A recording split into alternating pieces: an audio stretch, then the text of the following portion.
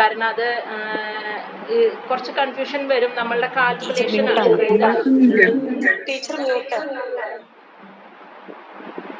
അതായത് ഇന്ന് നമ്മൾ തുടങ്ങാം.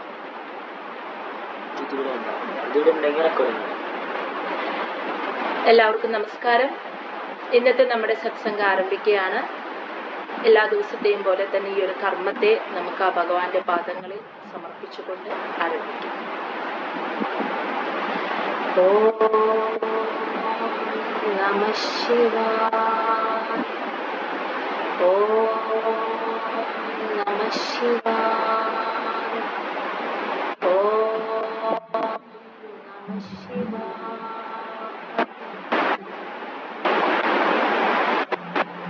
പറയാനും കേൾക്കാനുമുള്ള അനുഗ്രഹവും അനുവാദവും നൽകണേ എന്ന് ആ ഭഗവാനോട് ഭഗവാന്റെ പാദങ്ങളിൽ തൊഴുത് പ്രാർത്ഥിച്ചു മാറ്റി ഇന്നത്തെ സത്സംഗം ആരംഭിക്കും. ഇന്ന് ശ്രീമദ് ഭാഗവതം തൃതീയ സ്കന്ധം 11-ാമത്തെ അധ്യായമാണ്. 11-ാമത്തെ അധ്യായം കാലനിർണയമാണ്. അതായത് സമയം എങ്ങനെയാണ് നിർണയിക്കപ്പെട്ടത് അതാണ് ഇന്ന് പറയുന്നത്.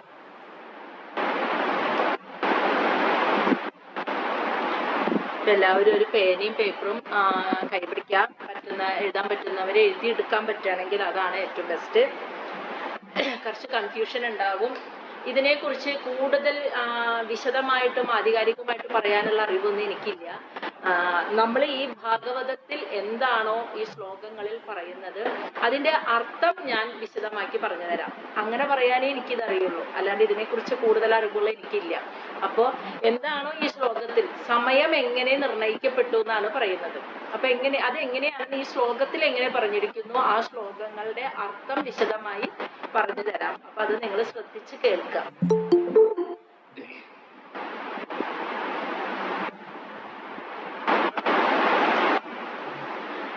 അധ്യായം 11 കാലനിർണയം. സമയം, കാലം എന്ന് വെച്ചാൽ സമയം എങ്ങനെയാണ് നിർണയിക്കപ്പെട്ടത്. ഇപ്പൊ നമ്മൾ പറയില്ലേ ഒരു മണിക്കൂർ എങ്ങനെയാ ഉണ്ടാവുന്നത്? 60 മിനിറ്റ്. ഇനി ഒരു മിനിറ്റ് എങ്ങനെയാ ഉണ്ടാവുന്നത്? 60 സെക്കൻഡ്. ഇതൊക്കെയാണ് നമ്മൾ പറയുന്നത്. ഇനി ഈ ഒരു സെക്കൻഡിന്റെ താഴെയുള്ള സമയം എത്രയാന്ന് ചോദിച്ചാൽ നമുക്കതറിയില്ല. അത്രയും ചെറിയ സമയം നമുക്കറിയില്ല. ഒരു സെക്കൻഡിനേക്കാളും താഴെ എന്ന് പറയുന്നത് 60 സെക്കൻഡ് ആയപ്പോ നമ്മൾ ഒരു മിനിറ്റ് ആയി, 60 മിനിറ്റ് ആയപ്പോ ഒരു മണിക്കൂറായി, അങ്ങനെ 24 മണിക്കൂറായപ്പോ ഒരു ദിവസമായി, പിന്നെ അത് അങ്ങനെ 30 ദിവസമായപ്പോ ഒരു മാസമായി, അത് 6 മാസമായി, പിന്നെ 312 മാസമായപ്പോ ഒരു വർഷമായി. ഇങ്ങനെയാണ് നമ്മൾ അത് പറയുന്നത്, കാൽക്കുലേഷൻ ചെയ്യുന്നത്. ഈ നിർണയം എങ്ങനെയാണ് തുടങ്ങിയതെന്നാണ് പറയുന്നത്. അപ്പൊ ഇത് മൈത്രേയ മഹർഷി വിദുരർക്ക് പറഞ്ഞു കൊടുക്കുകയാണ്. അപ്പൊ വിദുരർ തൊട്ടു മുന്നത്തെ അധ്യായത്തിൽ ഒരു ചോദ്യം ചോദിച്ചിരുന്നു. ഈ പ്രകൃതി ശക്തിയെ കുറിച്ചാണ് ചോദിച്ചത്. അതായത് ഈ പ്രകൃതി ശക്തി എങ്ങനെയാണ്, അതിന്റെ ലക്ഷണം എന്താണെന്ന് വിദുരർ ചോദിച്ചത് ഓർമ്മയുണ്ടല്ലോ. അപ്പൊ മൈത്രേയ മഹർഷി പറഞ്ഞു കൊടുത്തു, നമ്മൾ ഈ എന്തെങ്കിലും സംശയങ്ങൾ ഉണ്ടെങ്കിൽ അപ്പൊ തന്നെ ചോദിച്ചോളൂ കേട്ടോ. അതായത് നമ്മൾ ഈ പ്രകൃതി ശക്തി എന്ന് പറയുമ്പോൾ 2 രീതിയിലാണ് നമ്മൾ അതിനെ അനുഭവിക്കുന്നത്. അതായത് ഒന്ന് വസ്തുവായിട്ടും പിന്നെ ഒന്ന് സമയമായിട്ടും. ആ ശക്തിയെ നമ്മൾ അറിയുന്നത് 2 രീതിയിലാണ്. ഒന്ന് വസ്തുവായിട്ടും ഒന്ന് സമയമായിട്ടും. വസ്തുവായിട്ടെന്ന് പറയുന്നത് എങ്ങനെയായിരിക്കും? അതായത് നമുക്കറിയാം, ആ ബോധസ്വരൂപനായ പുരുഷൻ പ്രകൃതി എന്ന തന്നിൽ തന്നെ ലയിച്ചിരിക്കുന്ന ശക്തിയെ ഉപകരണമാക്കിയിട്ട് ആദ്യം മഹത്തത്വമായി, പിന്നെ അഹങ്കാരമായി, അത് 3ആയി പിരിഞ്ഞു. അതിൽ നിന്ന് പഞ്ചേന്ദ്രിയങ്ങള്, തന്മാത്രകള്, ദേവന്മാര്, പഞ്ചഭൂതങ്ങള് അവയായി പിരിഞ്ഞു. ഇവയെല്ലാം കൂടിച്ചേർന്ന് വിരാട് സ്വരൂപമായി. വിരാട് സ്വരൂപനിൽ നിന്നും ബ്രഹ്മാവുണ്ടായി. അതുവരെയുള്ളത് പ്രാകൃത സൃഷ്ടി. അത് നമുക്ക് മനസ്സിലായി. അതായത് ആ ഭൗതിക പ്രകൃതി, ആ ശക്തി, പുരുഷൻ ആ ശക്തിയെ ഉപകരണമാക്കി നേരിട്ട് നടത്തിയ സൃഷ്ടി. അതാണ് ബ്രഹ്മാവ് വരെയുള്ളത്. ബ്രഹ്മാവ് തുടങ്ങിയിട്ടുള്ളത് ആ ബ്രഹ്മദേവൻ നടത്തുന്ന, ഇനി ബ്രഹ്മാവ് ആണ് അടുത്ത സൃഷ്ടി കർമ്മത്തെ നടത്തുന്നത്. അതിനെയാണ് വൈകൃത സൃഷ്ടി എന്നൊക്കെ നമ്മൾ കഴിഞ്ഞ അധ്യായത്തിൽ മനസ്സിലാക്കിയിരുന്നു. അതിനെയാണ് വൈകൃത സൃഷ്ടി എന്ന് പറയുന്നത്, ബ്രഹ്മാവ് നടത്തുന്ന സൃഷ്ടി.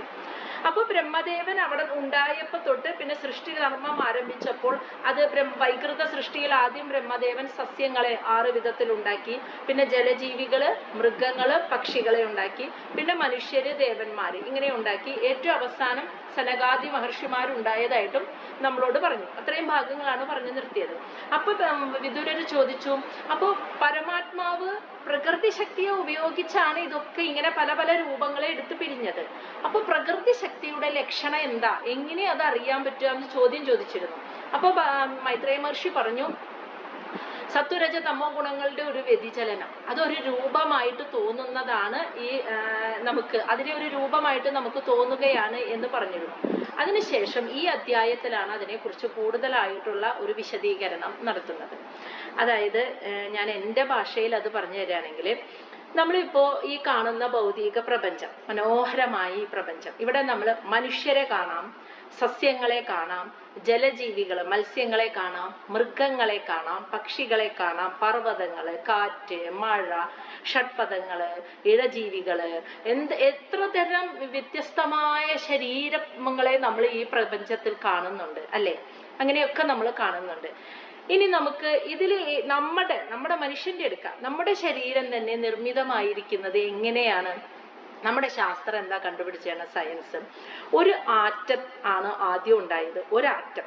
ഈ അതുപോലെയുള്ള കോടാനുകോടി ആറ്റങ്ങൾ കൂടി ചേർന്നാണ് നമ്മുടെ ഈ തൊലി, മാംസം, മജ്ജ, അതുപോലെ നാഡിഞരമ്പുകള്, രക്തം, അതുപോലെ നമ്മുടെ ഇന്റേണൽ ഓർഗൻസ്, അതുപോലെ പഞ്ചേന്ദ്രിയങ്ങള്, കണ്ണ്, കൃഷ്ണമണി, എല്ലാ ശരീരാവയവങ്ങളും, കഫം, പിത്തം, എല്ലാ ശരീരാവയവങ്ങളും ഉണ്ടായിരിക്കുന്നത് നിരവധി ആറ്റങ്ങൾ, കോടാനുകോടി ആറ്റങ്ങൾ കൂടിച്ചേർന്നാണ് ഇത് ഉണ്ടായിരിക്കുന്നത്. ഇത് നമ്മുടെ ശാസ്ത്രം പറയുന്നതാണ് അല്ലെ? നിങ്ങൾക്ക് എല്ലാവർക്കും അത് അറിയാലോ എന്ന് പറയുന്നു. അപ്പൊ ഇതിന്റെ ബേസിക് ആയിട്ടുള്ളത് എന്താണ്? ഒരു ആറ്റം. ഇതിന്റെ ഏറ്റവും ആദ്യം ഒരു ആറ്റമാണ്. അതുപോലെ നിരവധി ആറ്റങ്ങൾ, ആ ഒരു ആറ്റത്തിനോടൊപ്പം അതേപോലെ നിരവധി ആറ്റങ്ങൾ കൂടി ചേർന്നാണ് മാംസവും ശരീരവും. ഇതുപോലെ തന്നെയാണ് സസ്യങ്ങളുടെ ശരീരം. നമ്മൾ ബയോളജി പഠിക്കുമ്പോൾ, സസ്യങ്ങളുടെ ശാസ്ത്രം പഠിക്കുമ്പോൾ അവരുടെ ശരീരം ഉണ്ടായിരിക്കുന്നതും അങ്ങനെയാണ്. മൃഗങ്ങളുടെ ശരീരം ഉണ്ടായിരിക്കുന്നതും, പക്ഷികളുടെ, കല്ലിന്റെ, ഒരു കല്ല്, ഒരു മൺതരി, ഒരു പാറ, അതുപോലെ പർവ്വതങ്ങൾ, ജലം, എല്ലാം ഇങ്ങനെ നമ്മൾ ഈ ലാബിലൊക്കെ പോയി പരിശോധിക്കുമ്പോൾ ഇതിന്റെ ആറ്റങ്ങളെ ഇങ്ങനെ വിഘടിച്ച് നമ്മൾ നോക്കുകയാണല്ലോ ചെയ്യുന്നത്. അപ്പോൾ നമുക്കറിയാം, നമ്മുടെ ശാസ്ത്രം കണ്ടുപിടിച്ചതാണ് ഇതിന്റെ ഏറ്റവും ബേസിക് ആയിട്ടുള്ള ഒന്നെന്ന് പറയുന്നത് ആറ്റമാണ്. കോടാനുകോടി ആറ്റങ്ങൾ കൂടി ചേർന്നിട്ടാണ് പിന്നെ ഈ കാണുന്ന ഭൗതിക പ്രപഞ്ചത്തിലെ സകല ചരാചരങ്ങളും ഉണ്ടായിരിക്കുന്നത്. ഇത് ശാസ്ത്രം പറയുന്നതാണ്. ഇനി ഭാഗവതം എന്താണ് ഇതിന്റെ പറയുന്നത്? ആധ്യാത്മികമായിട്ട് ഇതിന് പറയുന്നത് എന്താണെന്നാണ് ഇനി ഇതിൽ പറയുന്നത്. അപ്പൊ ഇവിടെ പറയുന്ന ആറ്റത്തിന്, സയൻസ് പറയുന്ന ആറ്റത്തിന് ഭാഗവതത്തിൽ പറയുന്ന പേരാണ് പരമാണു. ഒരു പരമാണു, മനസ്സിലായ? ഏറ്റവും ചെറിയത് ആറ്റം. ഈ പരമാണുവിനെ നമുക്ക് നഗ്നനേത്രങ്ങൾ കൊണ്ട് കാണാൻ പറ്റില്ല, അതാണ് ഏറ്റവും ചെറുത്, ഒരു പരമാണു. നമ്മുടെ മനുഷ്യന്റെ കണ്ണിന്റെ കാഴ്ചപഥത്തിൽ നമുക്ക് പെടില്ല, അത് കാണാൻ സാധിക്കില്ല ഒരു പരമാണുവിന്, ഒരാറ്റം. അങ്ങനെ കോടാനുകോടി അനേകം പരമാണുക്കൾ കൂടി ചേർന്നതാണ് ഒരു ശരീരം. ഇപ്പൊ മനുഷ്യന്റെ ഒരു ശരീരം എന്ന് പറയുന്നത് ഇതുപോലെ നിരവധി കോടാനുകോടി പരമാണുക്കൾ കൂടി ചേർന്ന് നിന്നതിനെയാണ് ഒരു ശരീരം. അതുപോലെ സസ്യങ്ങളുടെ, മത്സ്യങ്ങളുടെ, മൃഗങ്ങളുടെ, ഞാൻ പേരെടുത്ത് പറയണ്ട, സർവചരാചരങ്ങളും എന്ന് പറഞ്ഞാൽ ഈ പ്രപഞ്ചത്തിലെ എന്തൊക്കെ നിങ്ങൾ കാണുന്നു, കേൾക്കുന്നു, അനുഭവിക്കുന്നു, അതെല്ലാം പെടും. ഇതെല്ലാം ആ ഫിസിക്കൽ ബോഡി നമുക്ക് കാണുന്നത് ഉണ്ടായിട്ടുള്ളത് നിരവധി ആറ്റങ്ങൾ കൂടിച്ചേർന്ന് നിന്നപ്പോഴാണ് അത് നമ്മുടെ കണ്ണിന് ഒരു രൂപമായി തോന്നിയത്. സത്യം പറഞ്ഞ ഈ ആറ്റങ്ങള് ലയിക്കണില്ല, ലയിച്ചു ചേർന്നോ ഒന്നായി, ലയിച്ചു ചേരില്ല, കൂടി യോജിച്ച് നിൽക്കുകയാണ്. മനസ്സിലായില്ലേ? ആറ്റങ്ങൾ ഒന്നിലൊന്നിങ്ങനെ ലയിച്ചു ചേർന്നാൽ അത് ഒന്നായില്ലേ? അങ്ങനെ സംഭവിക്കുന്നില്ല, കൂടി യോജിച്ചു നിൽക്കുക മാത്രമാണ് ചെയ്യുന്നത്. അങ്ങനെ ഈ ആറ്റങ്ങളുടെ കണങ്ങൾ ഇങ്ങനെ കൂടി യോജിച്ചപ്പോ ഒരു ഷേപ്പ് വന്നു. ആ ഷേപ്പാണ് മനുഷ്യ ശരീരം, മൃഗങ്ങളുടെ ശരീരം, മത്സ്യങ്ങളുടെ, എല്ലാ ഭൗതിക ശരീരങ്ങളും ഈ ആറ്റങ്ങൾ ചേർന്നുണ്ടായതാണ്. ഇനി ഭാഗവതം പറയുന്നത് എന്താന്ന് വെച്ചാൽ, ഇതിൽ ഏറ്റവും ഒരു ആറ്റം എന്ന് പറയുന്നില്ലേ, അതിനെ ഭാഗവതത്തിൽ പറയുന്ന പേര് പരമാണു. ആ പരമാണു എന്ന് പറയുന്നത് ഈ പ്രകൃതി ശക്തിയാണെന്ന്. ഈ പ്രകൃതി ഈ പ്രപഞ്ചത്തിലേക്ക് വന്നപ്പോ ആ പ്രകൃതി ശക്തി എടുത്ത ആദ്യത്തെ രൂപം ഒരു പരമാണു ആണെന്ന്, ഒരു ആറ്റം. ശാസ്ത്രത്തിന്റെ ഭാഷയിൽ ഒരാറ്റം, ഭാഗവതത്തിന്റെ ഭാഷയിൽ ഒരു പരമാണു. അത് ഈ കാലം എന്ന ശക്തിയാണ് ആ ഒരു പരമാണുവായി വന്നത്. അപ്പൊ നിരവധി അങ്ങനെയുള്ള പരമാണുക്കൾ കൂടി ചേർന്നിട്ടാണ് ഈ ഭൗതിക പ്രപഞ്ചത്തിലെ സർവചരാചരങ്ങളും ഉണ്ടായത് എന്ന് പറയുമ്പോൾ നിങ്ങൾ അതിന്റെ ആഴമൊന്ന് ആലോചിച്ച് നോക്കൂ. എന്താ അതിന്റെ അർത്ഥം? ഈ പ്രകൃതി ശക്തിയാണ് പരമാണുക്കളായി കൂടിയോജിച്ച് ഈ മുഴുവൻ പ്രപഞ്ചമായും സർവചരാചരങ്ങളായും നിൽക്കുന്നത്. മനസ്സിലായോ? ഈ പറഞ്ഞതിൽ എന്തെങ്കിലും അറിയാൻ മനസ്സിലാവാത്തത് ഉണ്ടായിട്ടുണ്ടോ? ഒരാൾ മറുപടി പറയൂ. ആ ഒരു പരമാണു എന്ന് പറയുന്നത് ആ പ്രകൃതി എന്ന ശക്തിയുടെ ആദ്യത്തെ ഒരു രൂപം, ഒരു പരമാണു. അങ്ങനെ അനേകായിരം പരമാണുക്കൾ കൂടി ചേർന്നതാണ് ഈ പ്രപഞ്ചത്തിലെ സർവചരാചരങ്ങളും. മനസ്സിലായില്ലേ? ഇതാണ് ഇങ്ങനെയാണ് വസ്തു ഉണ്ടായത്. അപ്പോ ഈ മുഴുവൻ പ്രപഞ്ചം എന്ന് പറയുന്നത് ആ പ്രകൃതി ശക്തി തന്നെ, അതുണ്ടാവാൻ കാരണമായ ഒരു ഏറ്റവും ആത്യന്തികമായ കണമാകുന്ന ഒരു പരമാണു എന്ന് പറയുന്നത് ആ പ്രകൃതി ശക്തിയാണെന്ന് മനസ്സിലായില്ലേ?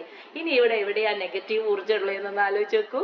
ഇല്ല, അത് മനസ്സിലായില്ലേ? അതൊരു മായയായിരുന്നു.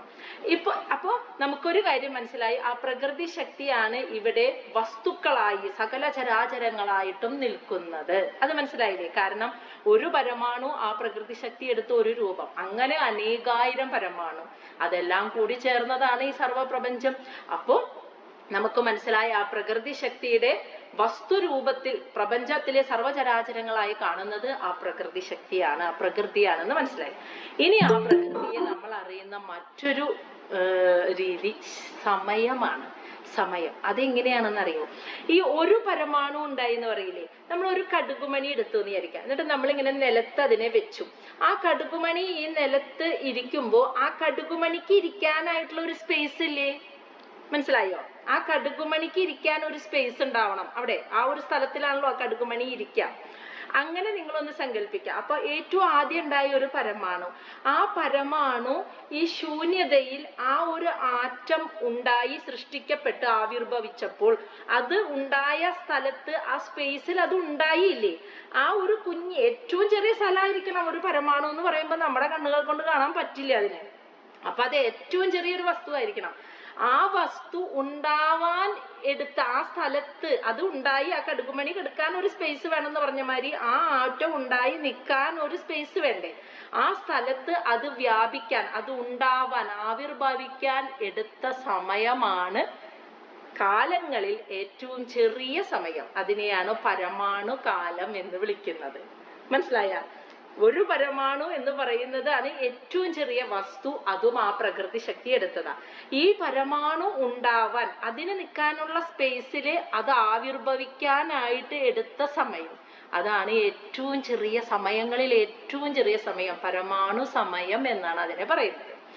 ഇനി ഇതുപോലെ അനേകം കോടാനുകോടി പരമാണുക്കൾ ഉണ്ടായി, ഈ പരമാണുക്കളൊക്കെ കൂടിച്ചേരാൻ എടുത്ത സമയം, അങ്ങനെ കൂടിച്ചേർന്നാണ് ഇത്രയും വലിയ 14 ലോകങ്ങൾ അടങ്ങുന്ന മുഴുവൻ പ്രപഞ്ചവും ഉണ്ടായത്. അപ്പോ അത്രയും വലിയ പ്രപഞ്ചം ഉണ്ടാവാൻ എടുത്ത സമയം, മനസ്സിലായില്ലേ? അതാണ് ഏറ്റവും വലിയ സമയം എന്ന് പറയുന്നത്. സമയങ്ങളിൽ ഏറ്റവും ചെറിയ സമയം പരമാണു സമയം. പരമാണു സമയം എന്ന് പറഞ്ഞാൽ എന്താ അർത്ഥം? പരമാണു വസ്തു എന്ന് പറഞ്ഞതുപോലെ ആ പരമാണു വസ്തുവാണ് വസ്തുക്കളിൽ വെച്ച് ഏറ്റവും ചെറുത്. ആ പരമാണു വസ്തു ഉണ്ടാവാൻ, ആ അത് ഉണ്ടായി നിൽക്കുന്ന ആ ഒരു സ്ഥലത്ത് അത് ആവിർഭവിക്കാൻ, അത് ഉണ്ടാവാൻ എടുത്ത സമയം. അപ്പൊ എത്രയും ചെറിയ സ്പേസ് ആയിരിക്കും അത്, നമ്മുടെ കണ്ണുകൾ കൊണ്ട് കാണാൻ പറ്റില്ല. ആ സ്പേസിൽ അത് ഉണ്ടാവാൻ എടുത്ത സമയമാണ് സമയങ്ങളിൽ വെച്ച് ഏറ്റവും ചെറിയ സമയം. അതിനെ വിളിക്കുന്നതാണ് പരമാണു സമയം.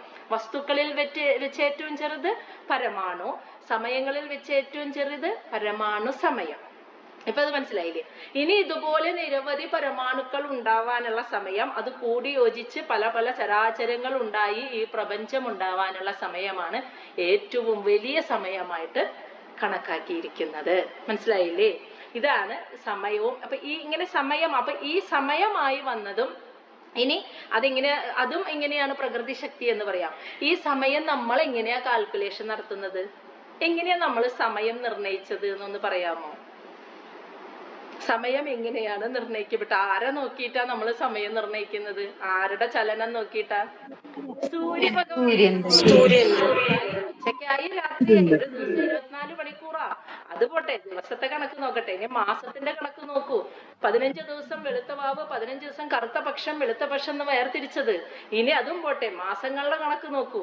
6 മാസം ഉത്തരായനം, 6 മാസം ദക്ഷിണായനം. ഈ കാൽക്കുലേഷൻ ഒക്കെ നമ്മൾ ഒരേ ഒരാളെ ആത്യന്തികമായി എടുത്തിട്ടാണ് നമ്മൾ നടത്തിയത്, നിർണയിച്ചത്. അത് ആരാണ്? സൂര്യഭഗവാൻ. സൂര്യനായി ഇതിനു വേണ്ടി നമ്മൾക്ക് സമയത്തെ നിർണയിക്കാൻ വേണ്ടി സൂര്യന്റെ രൂപത്തിൽ വന്നു നിന്നത് ആരാ? ആ പ്രകൃതി ശക്തി.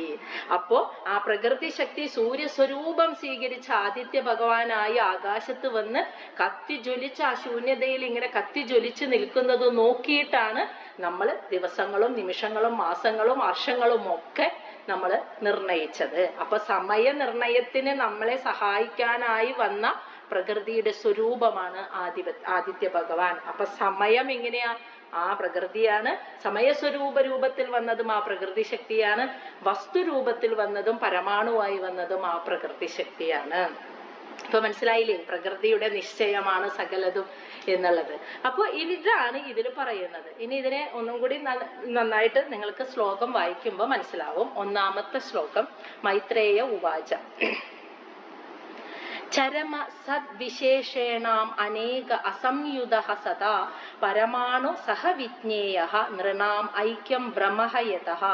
ചരമഃ സദ്വിശേഷേണാം അനേകഃ അസംയുതഃ സദാ പരമാണുഃ സഹ വിജ്ഞേയഃ നൃണാം ഐക്യം ബ്രഹ്മഃ യതഃ. അതായത് ചരമ എന്ന വാക്കിന്റെ അർത്ഥം ഏറ്റവും ആത്യന്തികമായ കണിക.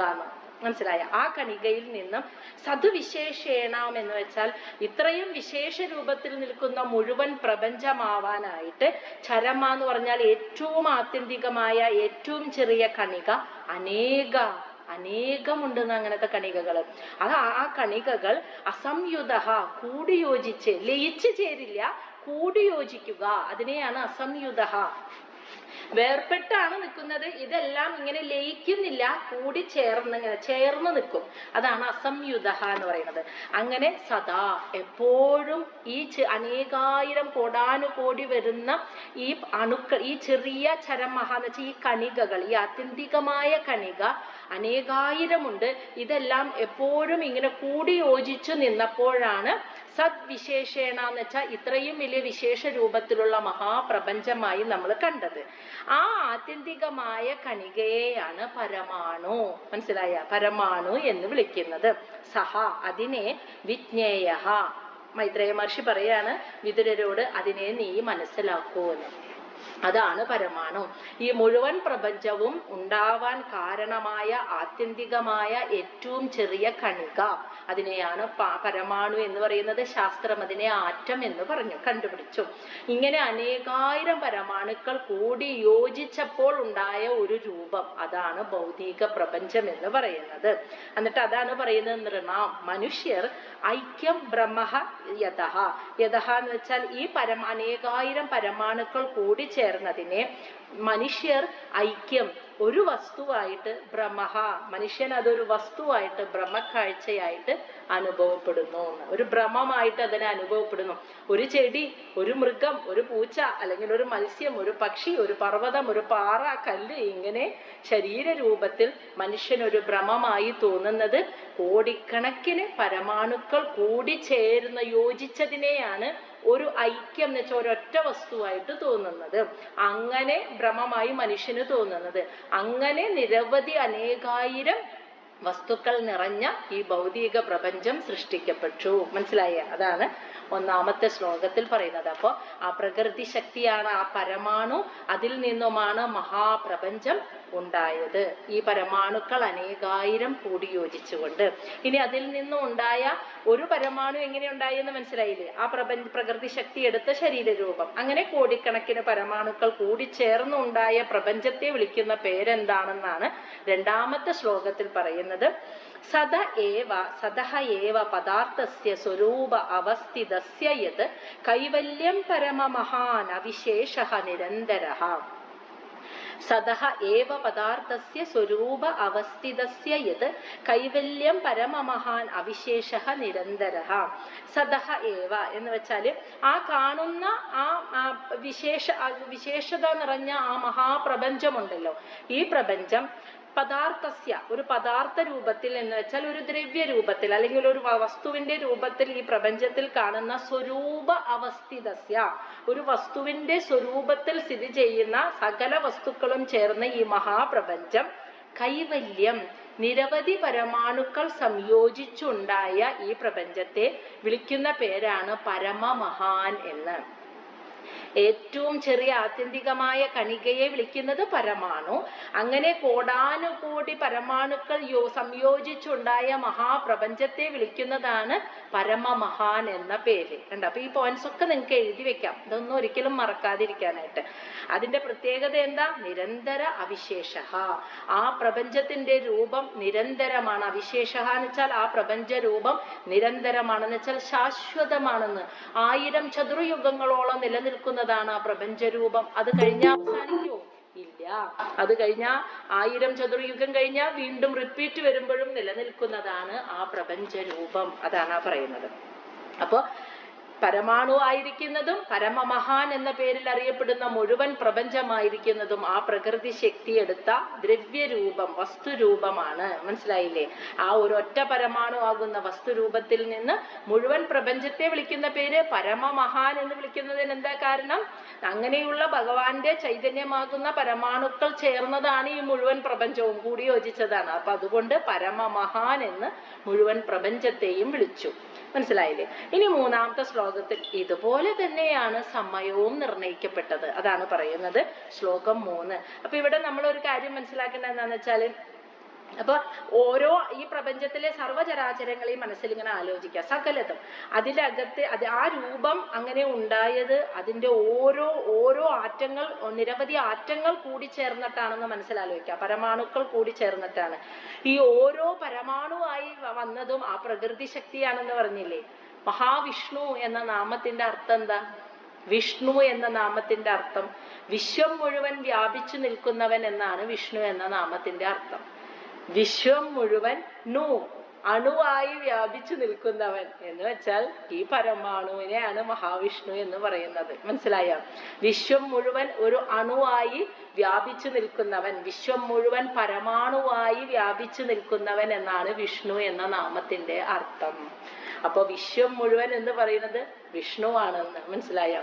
വിശ്വം മുഴുവൻ ഒരു പരമാണുവായിട്ട് വ്യാപിച്ചു നിൽക്കുന്നവൻ. അപ്പൊ ആ പ്രകൃതി ശക്തി പരമാണുവിന്റെ രൂപം സ്വീകരിച്ച് പ്രപഞ്ചമായി നിറഞ്ഞു നിൽക്കുകയാണെന്ന്, സ്ഥൂല രൂപം സ്വീകരിച്ച്. ഇനി ആ സ്ഥൂല രൂപം സ്വീകരിക്കാൻ എടുത്ത സമയമാണ് കാലം എന്ന് പറയുന്നത്. ആ കാലത്തെ നിർണയിക്കാൻ ആ പ്രകൃതി ശക്തി ആദിത്യദേവനായിട്ട് അവതരിച്ചു. അതിൽ നിന്നുമാണ് നമ്മൾ സമയം നിശ്ചയിച്ചത്. ശ്ലോകം 3. ഏവം കാല അഭി അനുമിതഃ സൗക്ഷ്മ്യേ സ്ഥൗല്യേ ച സപ്തമ സംസ്ഥാനബുദ്ധ്യാ ഭഗവൻ അവ്യക്ത വ്യക്തബുക് വിഭുഹു. ഏവം കാല, ഇപ്രകാരം, കാലഹ അഭി, കാലവും, അനുമിതഃ, നിർണയിക്കപ്പെട്ടു. ഇപ്രകാരം തന്നെയാണ് കാലവും നിർണയിക്കപ്പെട്ടത് എന്ന്. എന്നിട്ട് പറയാണ് സൗക്ഷ്മ്യേ. സൗക്ഷ്മ്യ എന്ന് വെച്ചാൽ സൂക്ഷ്മ രൂപത്തിൽ എന്ന് വെച്ചാല് പ്രപഞ്ചത്തിന്റെ സൂക്ഷ്മ രൂപം ഇപ്പൊ പറഞ്ഞത് നമ്മുടെ കണ്ണുകൊണ്ട് കാണാൻ പറ്റില്ലല്ലോ പരമാണുവിനെ. ആ പരമാണു രൂപത്തിലും സ്ഥൗലേ, സ്ഥൗലേ എന്ന് വെച്ചാൽ സ്ഥൂല രൂപത്തിൽ, ഏറ്റവും വലിയ സ്ഥൂല രൂപത്തിൽ കാണുന്ന ഈ മുഴുവൻ പ്രപഞ്ചവും. സത്തമഹ, സത്തമ എന്ന് പറയുന്നത് മൈത്രേയ മഹർഷി വിദുരരെ വിളിക്കുകയാണ്. അല്ലയോ വിദുരരെ, ഏറ്റവും സ്ഥൂല രൂപത്തിലായിട്ട് കാണുന്ന പരമാണുവായും, അല്ല സൂക്ഷ്മ രൂപത്തിൽ കാണുന്ന സൂക്ഷ്മരൂപമുള്ള പരമാണുവായിരിക്കുന്നതും സ്ഥൂല രൂപത്തിലെ മഹാപ്രപഞ്ചമായിരിക്കുന്നതും ആ പ്രകൃതി, ആ ഭഗവാൻ തന്നെയാണ്. അതെങ്ങനെയാണ് എടുത്തത്? സംസ്ഥാന ഭുക്ത്യ. സംസ്ഥാന എന്ന് വെച്ചാല് ഈ കോടാനുകോടി പരമാണുക്കൾ സംയോജിച്ച് ഭുക്ത്യ, അങ്ങനെ കൂടിച്ചേരുന്ന അതിന്റെ ഭുക്ത്യ എന്ന് വെച്ചാൽ ചലനം. ആ ചലനത്താൽ ആണ് ഈ സൂക്ഷ്മ രൂപത്തിൽ നിന്നും സ്ഥൂലമായ രൂപം പ്രപഞ്ച പരമാണുവിൽ നിന്നും പ്രപഞ്ചമായി മാറിയത്. അതും ഭഗവാൻ, സാക്ഷാൽ ഭഗവാൻ തന്നെ. അവ്യക്ത, അവ്യക്ത രൂപത്തിലിരിക്കുന്ന പരമാണുവായതും വ്യക്തബുക്ക്, വ്യക്തമായി നമുക്ക് കാണാൻ കഴിയുന്ന ഈ പ്രപഞ്ചവും സർവചരാചരമായിരിക്കുന്നതും വിഭുഹു, ആ പ്രകൃതി ശക്തിയാകുന്ന ഭഗവാൻ തന്നെയാണ് എന്നാണ് മൂന്നാമത്തെ ശ്ലോകത്തിൽ പറയുന്നത്. അപ്പൊ ദ്രവ്യരൂപത്തിലെ പരമാണുവായിരിക്കുന്നതും അതിന്റെ ഏറ്റവും വലിയ സ്ഥൂല രൂപമായ പരമമഹാൻ എന്ന് പറയുന്ന പ്രപഞ്ചമായിരിക്കുന്നതും അതേ പ്രകൃതി ശക്തി, അതേ ഭഗവാൻ തന്നെ, വിഷ്ണു, വിശ്വം മുഴുവൻ വ്യാപിച്ചു നിൽക്കുന്നവനായ വിഷ്ണു തന്നെയാണെന്ന് പറയുന്നു. സൂക്ഷ്മരൂപത്തിലുള്ള പരമാണു അവ്യക്തമാണ് സൂക്ഷ്മരൂപം പരമാണു, അതായിരിക്കുന്നതും വ്യക്തബുക്ക്, വ്യക്തമായി കാണാൻ കഴിയുന്ന മഹാപ്രപഞ്ചമായിരിക്കുന്ന, അതിനെ വിളിച്ച പേരെന്താ ഭാഗവതം? പരമമഹാൻ എന്ന്. ആ പ്രപഞ്ചത്തെ, ആ പ്രപഞ്ചമായിരിക്കുന്നതും ഒരേ ഭഗവാൻ വിഷ്ണു തന്നെ. എന്ന് പറയുകയാണ്. ഇതേപോലെ ഇപ്പൊ ഈ ദ്രവ്യം എങ്ങനെയാണോ കണ്ടെത്തിയത്, നമ്മൾ ഭഗവാൻ തന്നെയാണ് ഈ സർവ്വ പ്രപഞ്ചത്തിലും സർവ്വചരാചരങ്ങളിലും ഇരിക്കുന്നത്, നീ തന്നെയാണ് ഭഗവാൻ എന്ന് ആ തത്വമസി എന്ന് പറയുന്നതിന്റെ ഒക്കെ കാരണം അതാണ്. നമ്മുടെ ഈ ശരീരമാകുന്ന സർവ്വതും ഉണ്ടായതിന്റെ ഏറ്റവും അനേകം പരമാണുക്കൾ കൂടിച്ചേർന്നാണ്. അതിൽ ഒരു പരമാണു വരെ ഭഗവാനാണ്. ആ ഭഗവാനാണെങ്കിൽ എല്ലാ പരമാണുക്കളും ചേർന്ന നമ്മൾ ഭഗവാനല്ലേ. ഈ മനസ്സും ആ പ്രകൃതി ശക്തിയാണ്, ഈ ബുദ്ധിയും ആ പ്രകൃതി ശക്തിയാണെങ്കിൽ നീ തന്നെയാണ് ഭഗവാൻ എന്ന് തത്വമസി, നീ ആരെ അന്വേഷിച്ചു വന്നേ, അത് നീ തന്നെയാണെന്ന് പറയുന്നതിന്റെ അഹം ബ്രഹ്മാസ്മി എന്നൊക്കെ പറയുന്നതിന്റെ അർത്ഥം അതാണ്. ഇനി അപ്പൊ ഇതുപോലെ തന്നെയാണ് സമയവും നിർണയിക്കപ്പെടുന്നത് എന്ന് പറഞ്ഞല്ലോ. അപ്പൊ സമയത്തിലും ഇതുപോലെ തന്നെ പരമാണു സമയമുണ്ട്. പരമാണു സമയം എന്ന് പറയുന്നത് ഒരു പരമാണു ഉണ്ടായി ആ സ്ഥലത്ത് ആവിർഭവിക്കാൻ എടുക്കുന്ന സമയം, അതാണ് പരമാണു സമയം എന്ന് പറയുന്നത്. അത് നമുക്ക് നിർണയിക്കാൻ പറ്റുന്ന സമയമല്ല, കാരണം പരമാണുവിനെ നമ്മുടെ കണ്ണുകൊണ്ട് കാണാൻ പറ്റില്ല. അപ്പൊ പരമാണു ഉണ്ടാവാൻ എടുത്ത സമയത്തെ നമുക്ക് നിർണയിക്കാൻ പറ്റുമോ? അതും നമുക്ക് നിർണയിക്കാൻ പറ്റില്ല. പക്ഷെ അതാണ് പരമാണു സമയം, ഏറ്റവും ചെറിയ സമയം എന്ന് പറയുന്നത്. പിന്നെ ഇനി ആ സമയം എങ്ങനെയാണ് നിർണയിക്കപ്പെട്ടത് എന്നാണ് ശ്ലോകം 4 തൊട്ട് ഇനി പറയാൻ പോകുന്നത് കേട്ടോ.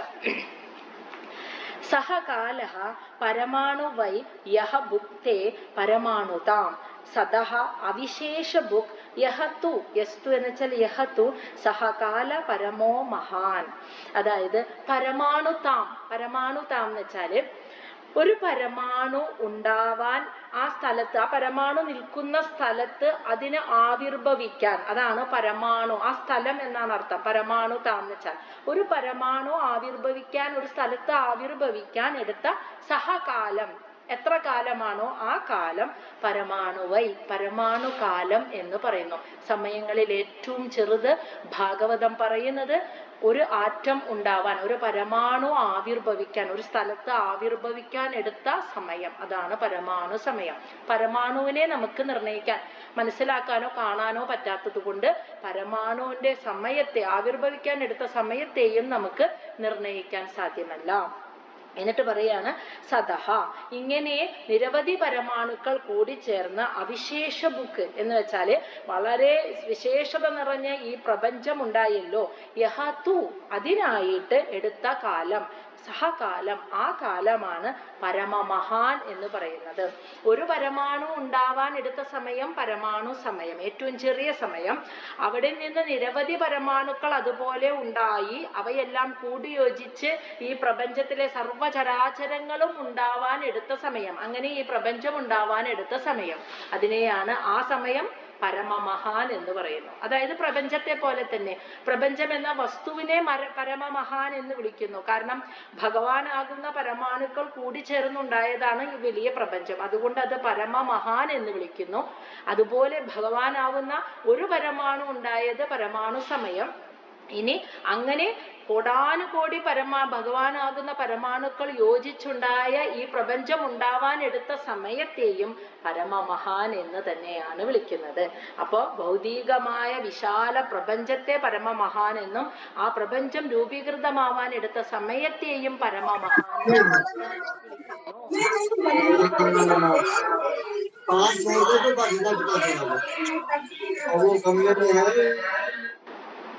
ശബ്ദം വരുന്നു. അപ്പോ അതിനെയാണ് പരമമഹാൻ സമയം, ഏറ്റവും വലിയ സമയം, ആ പ്രപഞ്ചം ഉണ്ടാവാൻ എടുത്ത സമയമാണ് പരമമഹാൻ സമയം എന്ന് പറയുന്നത്. ഇതുവരെയുള്ള ഭാഗങ്ങൾ മനസ്സിലായോ? അപ്പോ പ്രകൃതി രണ്ട് രൂപത്തിലാണ് അറിയണേന്ന് മനസ്സിലായില്ലേ? ദ്രവ്യമായിട്ടും സമയമായിട്ടും. ദ്രവ്യം എന്നാൽ വെച്ചാൽ വസ്തു, അത് ഏറ്റവും ചെറുത് പരമാണു, അതും ആ വിഷ്ണു ഭഗവാൻ തന്നെ. അനേകായിരം പരമാണുക്കൾ കൂടി യോജിച്ചുണ്ടായ ആ പ്രപഞ്ചം പരമമഹാൻ എന്ന് വിളിക്കുന്നു. കാരണം ആ ഭഗവാൻ നിറഞ്ഞതാണ് ഈ പ്രപഞ്ചം, അപ്പൊ പരമമഹാൻ എന്ന് വിളിക്കുന്നു. ഏറ്റവും ആദ്യത്തെ പരമാണു ആവിർഭവിക്കാൻ, ഒരു സ്ഥലത്ത് വ്യാപിക്കാൻ എടുത്ത സമയം പരമമഹാസമയം എന്ന് വിളിക്കുന്നു. അങ്ങനെ ഈ കോടാനുകോടി പരമാണുക്കൾ ചേർന്ന് ഈ പ്രപഞ്ചം ഉണ്ടാവാൻ എടുത്ത സമയം പരമമഹാൻ എന്ന് വിളിക്കുന്നു. അപ്പൊ ആ പ്രപഞ്ചം ഉണ്ടാവാൻ എടുത്ത സമയം ആരെ നോക്കിയിട്ടാണ് നമ്മൾ നിർണയിച്ചത്? സൂര്യഭഗവാനെ നോക്കിയിട്ടാണ് നമ്മൾ നിർണയിച്ചത്. അപ്പോ ഈ പ്രപഞ്ചം ഉണ്ടാവാൻ എടുത്ത സമയം സൂര്യഭഗവാനെ നോക്കി നമ്മൾ നിർണയിച്ചു. ആ സമയത്തെയാണ് പരമമഹാൻ സമയം എന്ന് വിളിക്കുന്നത്. മനസ്സിലായില്ലേ? ഇനിയാണ് ശ്ലോകം 5 തൊട്ട് നമ്മൾ ശ്രദ്ധിച്ച് മനസ്സിലാക്കേണ്ട കാര്യങ്ങൾ വരുന്നത്. ഇതെങ്ങനെയാണ് കൂടിയോജിച്ച് സമയം നിർണയിക്കപ്പെട്ടത് എന്നാണ് പറയുന്നത്. ശ്ലോകം 5. അണുഹു ദ്വൗ പരമാണു സ്യാത് ത്രസരേണു ത്രയഃ സ്മൃതഃ ജാല അർക്ക രശ്മി അവഗതഃ ഘം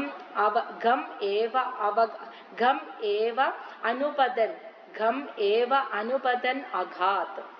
അണുഹു ദ്വൗ പരമാണു സ്യാത് ത്രസരേണു ത്രയഃ സ്മൃതഃ ജാലാ അർക്ക രശ്മി അവഗതഃ ഗം ഏവ അനുപതൻ അഘാത്. ദ്വൗ പരമാണു, രണ്ട് പരമാണു. അപ്പൊ ആദ്യം പറഞ്ഞൊരു പരമാണു ഉണ്ടല്ലോ, ഏറ്റവും ചെറിയ അണു. അങ്ങനെയുള്ള രണ്ട് പരമാണുക്കൾ കൂടി ചേർന്നപ്പോൾ അണു സ്യാത്, ഒരു അണു ഉണ്ടായെന്ന്. ഇവിടെ നിന്നാണ് എഴുതി വെക്കേണ്ടത് കേട്ടോ ഈ പറയണത്. രണ്ട് പരമാണുക്കള് കൂടി, അങ്ങനെയുള്ള രണ്ട് പരമാണുക്കൾ കൂടി ചേർന്നപ്പോൾ ഒരു അണു ഉണ്ടായി, അതാണ് പറയുന്നത്. ഇതുവരെയുള്ള, അപ്പൊ ഈ പരമാണുവിനെയും അണുവിനെയും നമുക്ക് കാണാൻ പറ്റില്ല, നമ്മുടെ കണ്ണുകൾ കൊണ്ട് കാണാൻ പറ്റില്ല കേട്ടോ. പരമാണു ഉണ്ടായി, ആ അതുപോലെ രണ്ടു പരമാണുക്കൾ കൂടി ചേർന്ന് യോജിച്ചപ്പോൾ, ലയിക്കല്ല യോജിച്ചപ്പോൾ ഒരു അണു ഉണ്ടായി എന്ന് മനസ്സിലായ. സ്യാദ് എന്ന് വെച്ചാൽ ഉണ്ടായി. ഇനി ത്രയഹ എന്ന് വെച്ചാൽ ഈ അണു എന്ന് പറഞ്ഞത് മൂന്നണുക്കൾ ചേർന്നപ്പോൾ ത്രസരേണു സ്മൃതഃ ഉണ്ടായി എന്നാണ്. മൂന്ന് അണുക്കൾ കൂടി ചേർന്നപ്പോൾ ഒരു ത്രസരേണു ഉണ്ടായി എന്ന്. അപ്പോ രണ്ടു പരമാണു ചേർന്ന് ഒരു അണു, മൂന്ന് അണുക്കൾ കൂടി ചേർന്നപ്പോൾ ഒരു ത്രസരേണു ഉണ്ടായി എന്നാ പറയുന്നത്. അപ്പൊ മൂന്ന് അണുക്കളിൽ എത്ര പരമാണു ഉണ്ടാവും? 6 പരമാണു ഉണ്ടാവും അല്ലേ? മൂന്ന് അണുക്കളില് എത്ര പരമാണു ഉണ്ടാവും? 6 പരമാണു. അപ്പൊ ത്രസരേണുവില് എത്ര പരമാണു ഉണ്ട് എന്ന് ചോദിച്ചാൽ 6 പരമാണുക്കൾ കൂടി ചേർന്നതാണ് മൂന്നണു. ഈ മൂന്നണുക്കൾ യോജിച്ചപ്പോൾ ഉണ്ടായതാണ് ത്രസരേണു. സ്മൃതഃ എന്ന് വെച്ചാൽ ഉണ്ടായി. ഇനി ഈ ത്രസരേണുവിനെയാണ് നമുക്ക് കാണാൻ പറ്റണേ. നമ്മുടെ കണ്ണുകൾ കൊണ്ട് നമ്മളൊക്കെ കാണുന്നുണ്ട് ഈ ത്രസരേണുവിനെ. അതെങ്ങനെയാണെന്നാണ് അടുത്ത വരിയിൽ പറയുന്നത്. ജാല, ജനവാതിൽ തുറന്ന, അർക്കരശ്മി, സൂര്യപ്രകാശം. രാവിലെ ജനവാതിൽ തുറക്കുമ്പോൾ സൂര്യരശ്മി ഇങ്ങനെ അകത്തേക്ക് അടിക്കുമ്പോൾ അവഗതഃ, നമുക്ക് മനസ്സിലാക്കാൻ കഴിയുന്നു ഈ ത്രസരേണുവിനെ. അതായത് ജനവാതിൽ തുറക്കുമ്പോൾ സൂര്യരശ്മി ഇങ്ങനെ അകത്തേക്ക് അടിക്കുമ്പോൾ നമ്മൾ ആ സൂര്യരശ്മിയിലേക്ക് നോക്കുമ്പോൾ പൊടിപടലങ്ങൾ കാണാൻ സാധിക്കും. ശ്രദ്ധിച്ചിട്ടുണ്ടോ? ആ സൂര്യരശ്മിയിലെ അതിന്റെ ആ രശ്മി വരുന്നതിലേക്ക് നോക്കുമ്പോൾ അന്തരീക്ഷത്തിൽ പൊടിപടലങ്ങൾ നമുക്ക് കാണാൻ സാധിക്കും. ഈ പൊടിയാണ് ത്രസരേണു എന്ന് പറയുന്നത്. അപ്പൊ ഈ ത്രസരേണു ആണ് നമുക്ക് കാണാൻ പറ്റുന്നത്. അതിനു മുൻപുള്ള അണുവും അതിനു മുൻപുള്ള പരമാണുവും നമുക്ക് കാണാൻ പറ്റില്ല. പക്ഷെ മൂന്ന് അണുക്കൾ ചേർന്നുണ്ടാകുന്ന ത്രസരേണുവിനെ നമുക്ക് കാണാൻ പറ്റും. അത് സൂര്യരശ്മിയിൽ മാത്രമേ, നമ്മൾ ഈ ലൈറ്റിന്റെ പ്രകാശത്തിൽ നമുക്ക് അതിനെ കാണാൻ പറ്റില്ല. രാവിലെ നമ്മൾ ജനവാതിൽ തുറക്കുമ്പോൾ വരുന്ന സൂര്യരശ്മിയുടെ ആ തെളിച്ചത്തില് നമുക്കിങ്ങനെ അന്തരീക്ഷത്തിൽ ഒരു പൊടികൾ കാണാം, പൊടിപടലങ്ങൾ. ആ പൊടിപടലങ്ങളാണ് ത്രസരേണു എന്ന് പറയുന്നത്. അപ്പൊ ഇനി അത് കാണുമ്പോൾ, ആ ത്രസരേണു കാണുമ്പോൾ ഭഗവാനെ 6 പരമാണു ചേർന്നതാണല്ലോ ഈ ഓരോ പൊടിപടലവും എന്ന് നമുക്ക് മനസ്സിലായോ? അപ്പൊ 6 പരമാണു എന്ന് പറഞ്ഞ ഒരു പരമാണു ആ ഭഗവാനാണ്, ആ വിഷ്ണുവാണ്. അങ്ങനെ 6 പരമാണു ചേർന്നതാണ് അതിലെ ഒരു പൊടി. അപ്പൊ നിറയെ പൊടിപടലങ്ങൾ ആ പ്രകാശത്തിൽ നമുക്ക്, രശ്മിയിൽ നമുക്ക് കാണാൻ സാധിക്കുമെന്ന് ആലോചിച്ച് നോക്കും. അപ്പൊ ഭഗവാനെയാണ് നമ്മൾ കാണുന്നത് എന്ന് മനസ്സിലാക്കാം. ഘം ഏവ എന്ന് വെച്ചാൽ ആകാശത്തിൽ, അനുപതൻ അഗാത്ത്, ആകാശത്ത് അന്തരീക്ഷത്തിൽ മാത്രമായി വ്യാപിച്ചു നിൽക്കുന്നതാണ് ഈ ത്രസരേണു. ഇത് ഈ ശൂന്യതയിൽ മാത്രമേ, ഈ അന്തരീക്ഷത്തിലാണ് അതുണ്ടാവുക. അതിന് നമുക്ക് എപ്പോഴും കാണാൻ പറ്റില്ല, ലൈറ്റിന്റെ പ്രകാശത്തിൽ കാണാൻ പറ്റില്ല. സൂര്യരശ്മിയിൽ മാത്രമാണ് ഈ പൊടിപടലങ്ങളെ നമുക്ക് കാണാൻ സാധിക്കുകയുള്ളൂ. അത് അന്തരീക്ഷത്തിൽ വ്യാപിച്ചു നിൽക്കുന്നതാണ് ഈ ത്രസരേണു. ത്രസരേണു മുതലാണ് വസ്തുക്കളെ നമുക്ക് കാണാൻ സാധിക്കുന്നത്, മനുഷ്യന്റെ കണ്ണുകൾക്ക് കാണാൻ സാധിക്കുന്നത്. അതിനു മുൻപുള്ള അണുവിനെയോ പരമാണുവിനെയോ ഇല്ല എന്ന് പറയരുത്. അവ ഉണ്ട്, പക്ഷെ നമ്മുടെ കണ്ണുകൾക്ക് പരിമിതി ഉള്ളത് കൊണ്ട് അതിനെ നമുക്ക് കാണാൻ സാധിക്കുന്നില്ല. ത്രസരേണു ആകുന്ന പൊടിപടലം തൊട്ട് നമുക്ക് കാണാം എന്നാണ് പറയുന്നത്. അപ്പൊ വസ്തുക്കളിൽ ത്രസരേണു വരെയുള്ളത് തൊട്ടുള്ളത് നമ്മൾ കാണുന്നു കേട്ടാ. ഇനി നമ്മൾ സമയമാണ് പറയാൻ പോകുന്നത്. ശ്ലോകം 6.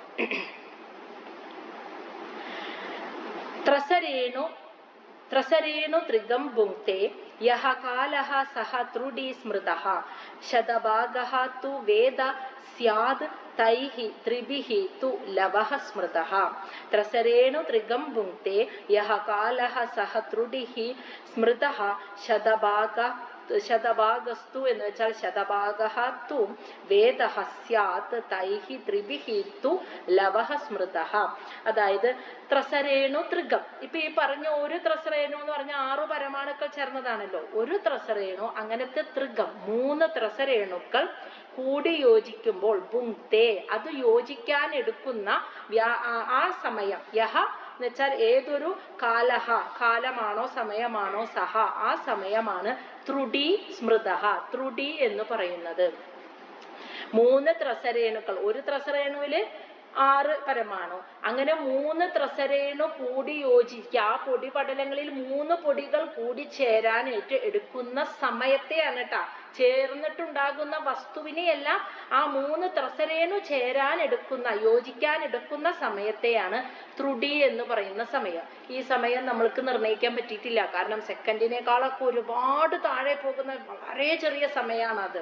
3 ത്രസരേണുക്കൾ കൂടി യോജിക്കാൻ എടുക്കുന്ന എത്ര സമയമാണോ ആ സമയത്തെയാണ് ത്രുടി എന്ന സമയം പറയപ്പെടുന്നത്. ഇനി ശതഭാഗഹാത്തു എന്ന് വെച്ചാൽ ശതം 100 ഇങ്ങനത്തെ ത്രുടികൾ 100 ത്രുടി സമയം കൂടി യോജിച്ചപ്പോൾ വേദ സ്യാത് വേദ എന്ന സമയം ഉണ്ടായി. മനസ്സിലായില്ലേ? 3 ത്രുടി എന്ന സമയം 100 ത്രുടി. അപ്പൊ ഒരു ത്രുടി എന്ന് പറഞ്ഞാൽ 3 ത്രസരേണുക്കൾ ചേരാൻ എടുക്കുന്ന സമയത്തെയാണ് ഒരു ത്രുടി സമയം എന്ന് പറയുന്നത്.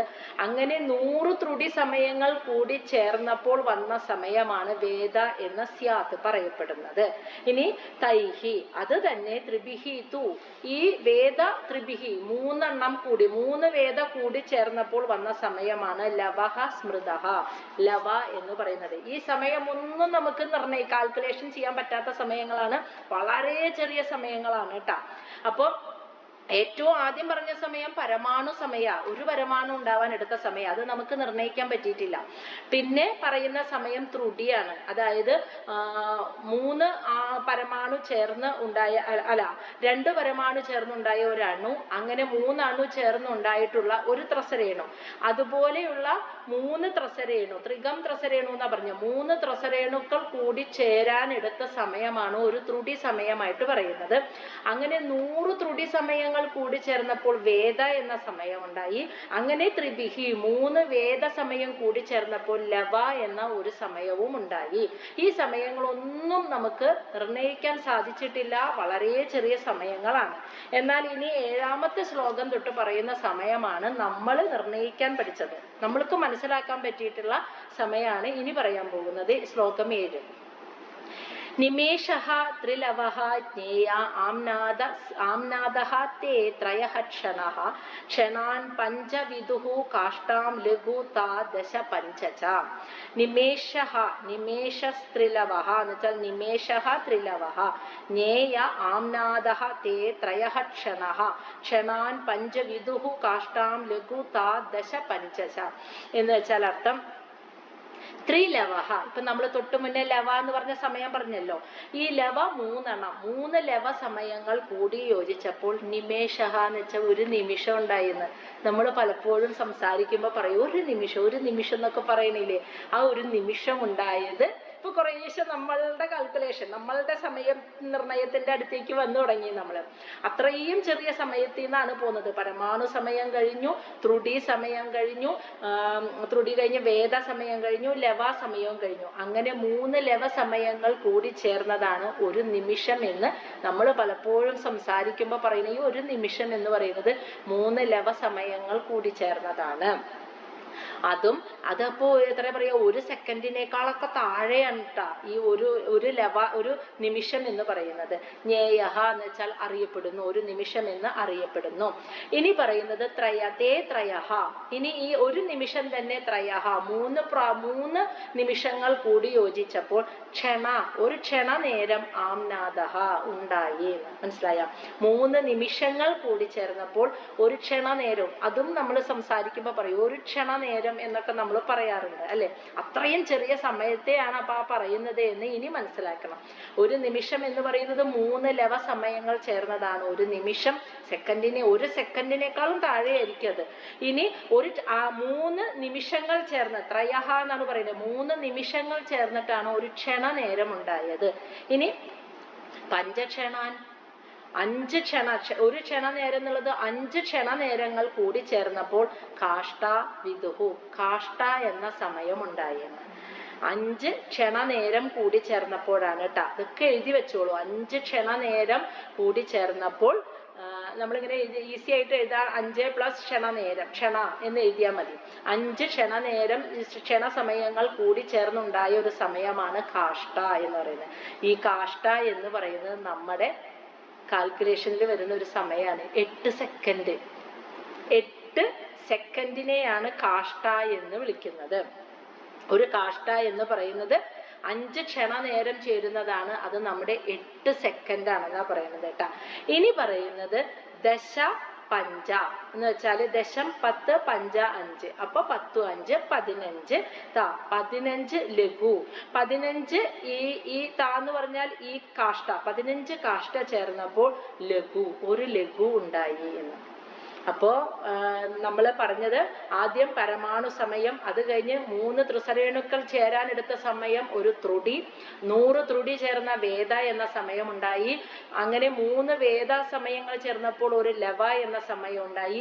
3 ലവ സമയങ്ങൾ ചേർന്നപ്പോൾ ഒരു നിമിഷം ഉണ്ടായി. 3 നിമിഷ സമയങ്ങൾ ചേർന്നപ്പോൾ ഒരു ക്ഷണനേരം ഉണ്ടായി.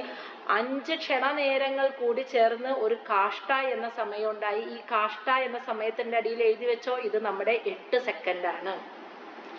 ഇനി 15 ദശ പഞ്ച എന്നാണ് പറയുന്നത്. 15 കാഷ്ട സമയം ചേർന്നപ്പോൾ ഒരു ലഘു സമയം ഉണ്ടായി.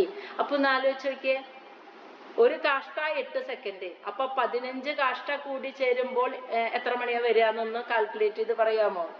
ഒരു കാഷ്ട 8 സെക്കൻഡ് ആണെങ്കിൽ 15 കാഷ്ട ചേർന്നപ്പോൾ എത്രയായി? നമ്മുടെ 2 മിനിറ്റ് ആയി അല്ലേ? 15 × 8 നോക്കിയാൽ മതിയില്ലേ നമ്മള്? അപ്പൊ 120 സെക്കൻഡാ വരിക. 120 സെക്കൻഡ് എന്ന് പറഞ്ഞാൽ നമ്മുടെ എത്ര മിനിറ്റാ? 2 മിനിറ്റിനെയാണ് ഒരു ലഘു സമയം. അപ്പോ നമ്മുടെ 8 സെക്കൻഡ് കാൽക്കുലേറ്റ് ചെയ്തു, നിർണ്ണയിക്കാൻ പറ്റി. അതിനുശേഷം നമ്മുടെ 2 മിനിറ്റിനെയും നമുക്ക് നിർണ്ണയിക്കാൻ പറ്റിയെന്ന് മനസ്സിലായ? അതിനെയാണ്, ആ 2 മിനിറ്റിനെയാണ് വിളിക്കുന്നത് ഇവിടെ ലഘു എന്ന്. ഒരു ലഘു ഉണ്ടായത് 15 കാഷ്ട സമയങ്ങൾ കൂടി യോജിച്ചിട്ടാണ് ഒരു ലഘു ഉണ്ടായത്. അന്നത്തെ ഈ പറയുന്ന ഈ ലഘു എന്ന് പറയുന്നത് ഇന്ന് നമ്മൾ പറയുന്ന 2 മിനിറ്റ് ആണ് നമ്മുടെ. ഇനി ശ്ലോകം 8. ലഘൂനി വൈ സമാംനാദ ദശ പഞ്ച ച നാടിക തേ ദ്വേ മുഹൂർത്തഃ പ്രഹരഃ ഷഡ് യാമഃ സപ്തവാ നൃണാം. ഇനി വളരെ ശ്രദ്ധിച്ചോളൂ, നമുക്കറിയാവുന്ന കാര്യത്തിലേക്ക് എത്തി തുടങ്ങി. ദശ പഞ്ച ച, ദശം 10 പഞ്ചം 5, അപ്പൊ 15 ലഘൂനി. ഇപ്പൊ തൊട്ട് മുന്നത്തെ ശ്ലോകത്തിൽ പറഞ്ഞ ലഘു ഉണ്ടായി എന്ന് പറഞ്ഞില്ലേ, അതായത് നമ്മുടെ 2 മിനിറ്റ്. അത് 15 ലഘൂനി സമയങ്ങൾ കൂടി ചേർന്നപ്പോൾ എന്താ ഉണ്ടായത്? നാടിക എന്ന് വെച്ചാൽ ഒരു നാഴിക. സമാംനാദഃ, സമാംനാദഃ എന്ന് വെച്ചാൽ ഉണ്ടായി, വിളിക്കപ്പെടുന്നു. 15 ലഘുക്കൾ കൂടി ചേർന്ന, 15 ലഘു സമയങ്ങൾ കൂടി ചേർന്നപ്പോൾ ഒരു നിമിഷം ഉണ്ടായി എന്നാ പറയുന്നത്. അപ്പോ ഒരു ലഘു എന്ന് പറഞ്ഞാൽ 2 മിനിറ്റാ, നമ്മുടെ 2 മിനിറ്റ്. അപ്പൊ 15 ലഘു എന്ന് പറഞ്ഞാൽ എന്താ അർത്ഥം? 15 × 2. അപ്പോ ഒരു നാഴിക എന്ന് പറയുന്നത് എന്താണ്? നമ്മുടെ 15 × 2 30 മിനിറ്റ്, അരമണിക്കൂറിനെയാണ്. നമ്മൾ പണ്ടുള്ളവര്, നമ്മുടെ അച്ഛനൊക്കെ പറയുന്നത് കേട്ടിട്ടുണ്ട്, നാഴിക വിനാഴിക കണക്കാണ് അവര് പറയാ. നമ്മുടെ പോലെ മണിക്കൂർ മിനിറ്റ് കണക്കല്ലല്ലോ പറയാ. അപ്പൊ നാഴിക വിനാഴിക എന്ന് പറയുന്ന അവരുടെ അന്നത്തെ നാഴിക എന്ന് പറയുന്നത് നമ്മുടെ അരമണിക്കൂറാന്ന് നമുക്ക് മനസ്സിലായി. അതായത് നമ്മുടെ 30 മിനിറ്റ് ആണ്. കാരണം ഒരു ലഘു എന്ന് പറഞ്ഞാൽ 2 മിനിറ്റാ. ഇവിടെ പറയുന്നത് ദശ പഞ്ച ലഘൂനിന്നാ, 15 ലഘൂനി സമയങ്ങൾ കൂടി ചേർന്നു. അപ്പൊ 15 2 മിനിറ്റുകൾ കൂടി ചേർന്നപ്പോൾ അരമണിക്കൂർ, 30 മിനിറ്റിനെയാണ് ഒരു നാഴിക എന്ന് പറയുന്നത് കേട്ടാ. അങ്ങനെ ആ ഒരു 15 ഒരു നാഴിക വരുമ്പോഴേക്കും നമുക്കവിടെ 2.5 നാഴികയാണ് ഒരു മണിക്കൂർ. അതായത് അപ്പോൾ 24 മിനിറ്റ് ആണ് ഒരു നാഴിക. 24 to 30. അത് ഇവിടെ പുസ്തകത്തിൽ 24നും 30നും ഇടയ്ക്കുള്ള സമയം എന്നാണ് ഇവര് പറയുന്നത്. ഇപ്പൊ ഇവിടെ നിർണയം പറയുന്നത് ഏകദേശ നിർണയമാണ്. അപ്പൊ ഒരു 24നും 30നും ഇടയ്ക്കുള്ള മിനിറ്റിനെയാണ് ഇവര് ഒരു നാഴികയായിട്ട് കണക്കാക്കുന്നത്. മനസ്സിലായ? എന്നിട്ട് പറയാണ് ആ തേ ദ്വേ മുഹൂർത്താന്ന്. തേ ദ്വേ എന്ന് വെച്ചാല് ഈ ദ്വേ എന്ന് പറഞ്ഞാൽ രണ്ട്. ഈ ഒരു നാഴിക രണ്ട് പ്രാവശ്യം രണ്ട് നാഴികയായി കൂടി യോജിച്ചു. ഒരു നാഴിക പോലെ തന്നെ അതേ സമയം തന്നെ വീണ്ടും എടുത്തപ്പോൾ രണ്ട് നാഴിക കൂടി യോജിച്ചപ്പോൾ മുഹൂർത്തം, ഒരു മുഹൂർത്തമായിരുന്നു. അപ്പൊ ആ ഒരു മുഹൂർത്തം എന്ന് പറയുന്നത് നമ്മുടെ ഒരു മണിക്കൂറായിട്ടാണ് കണക്കാക്കപ്പെടുന്നത്. ഏകദേശ നിരൂപണമാണ്, നിർണയമാണ് ഇവിടെ പറയുന്നത് എങ്ങനെയാണ് സമയം ഉണ്ടായത്. അപ്പോ മനസ്സിലായില്ലേ? ആ ലഘു എന്ന് പറയുന്നത്, കാഷ്ട എന്ന് പറയുന്നത് 8 സെക്കൻഡ്, ലഘു 15 കാഷ്ട ചേർന്നപ്പോൾ ഒരു ലഘു ഉണ്ടായി 2 മിനിറ്റ്. അങ്ങനെ 15 ലഘുക്കൾ ചേർന്നപ്പോഴാണ് നമ്മുടെ ഒരു നാഴിക ഉണ്ടായത്. നാഴിക എന്ന് പറഞ്ഞാൽ 24നും 30നും ഇടയ്ക്ക് വരുന്ന മിനിറ്റ്. അതായത് ഏകദേശം ഒരു അരമണിക്കൂറിന്റെ ഇടയ്ക്ക് വരും. 30 മിനിറ്റ് എന്ന് കണക്കാക്കുക, 25ഓ 30ഓ മിനിറ്റ്. ഇനി അങ്ങനത്തെ രണ്ട് നാഴികകൾ ചേർന്ന ഒരു സമയം ഉണ്ടായപ്പോഴാണ് ഒരു മുഹൂർത്തം ഉണ്ടായത്. എന്ന് വെച്ചാൽ നമ്മുടെ ഒരു മണിക്കൂർ, അതാണ് ഒരു മുഹൂർത്തമായിട്ട് പറയുന്നത്. രണ്ട് നാഴിക എന്ന് പറഞ്ഞാൽ 2 അരമണിക്കൂർ ചേർന്നപ്പോൾ അങ്ങനെ ഒരു മുഹൂർത്തം ഉണ്ടായി. എന്നിട്ട് പറയുന്നത് ഷഡ് സപ്ത. ഷഡ് എന്ന് വെച്ചാൽ 6, സപ്ത എന്ന് വെച്ചാൽ 7. 6ഓ 7ഓ നാഴിക കൂടി ചേർന്നപ്പോൾ നൃണാം മനുഷ്യരുടെ പ്രഹരഹ. പ്രഹരഹ എന്ന് വെച്ചാല് 3 മണിക്കൂർ ഉണ്ടായി. ഈ 3 മണിക്കൂറിനെ യാമഹ, യാമം എന്നാണ് പറയുന്നത്. മനസ്സിലായി? അതും അതിൽ പറയുന്നുണ്ട്. അതായത് ഈ 2 നാഴിക ചേർന്നപ്പോ 1 മണിക്കൂർ ഉണ്ടായി. അതിനെ മുഹൂർത്തം എന്നാണ് പണ്ടുള്ളവർ പറഞ്ഞിരുന്നത്. എന്നാൽ 6ഓ 7ഓ നാഴിക എന്നാണ് ഇവിടെ പറയുന്നത്. കണ്ടോ, 6ഓ 7ഓ നാഴിക. അപ്പൊ മനസ്സിലായില്ലേ? അപ്പൊ 30 മിനിറ്റ് 30 മിനിറ്റ് ചേർന്നപ്പോ 1 മണിക്കൂറായി.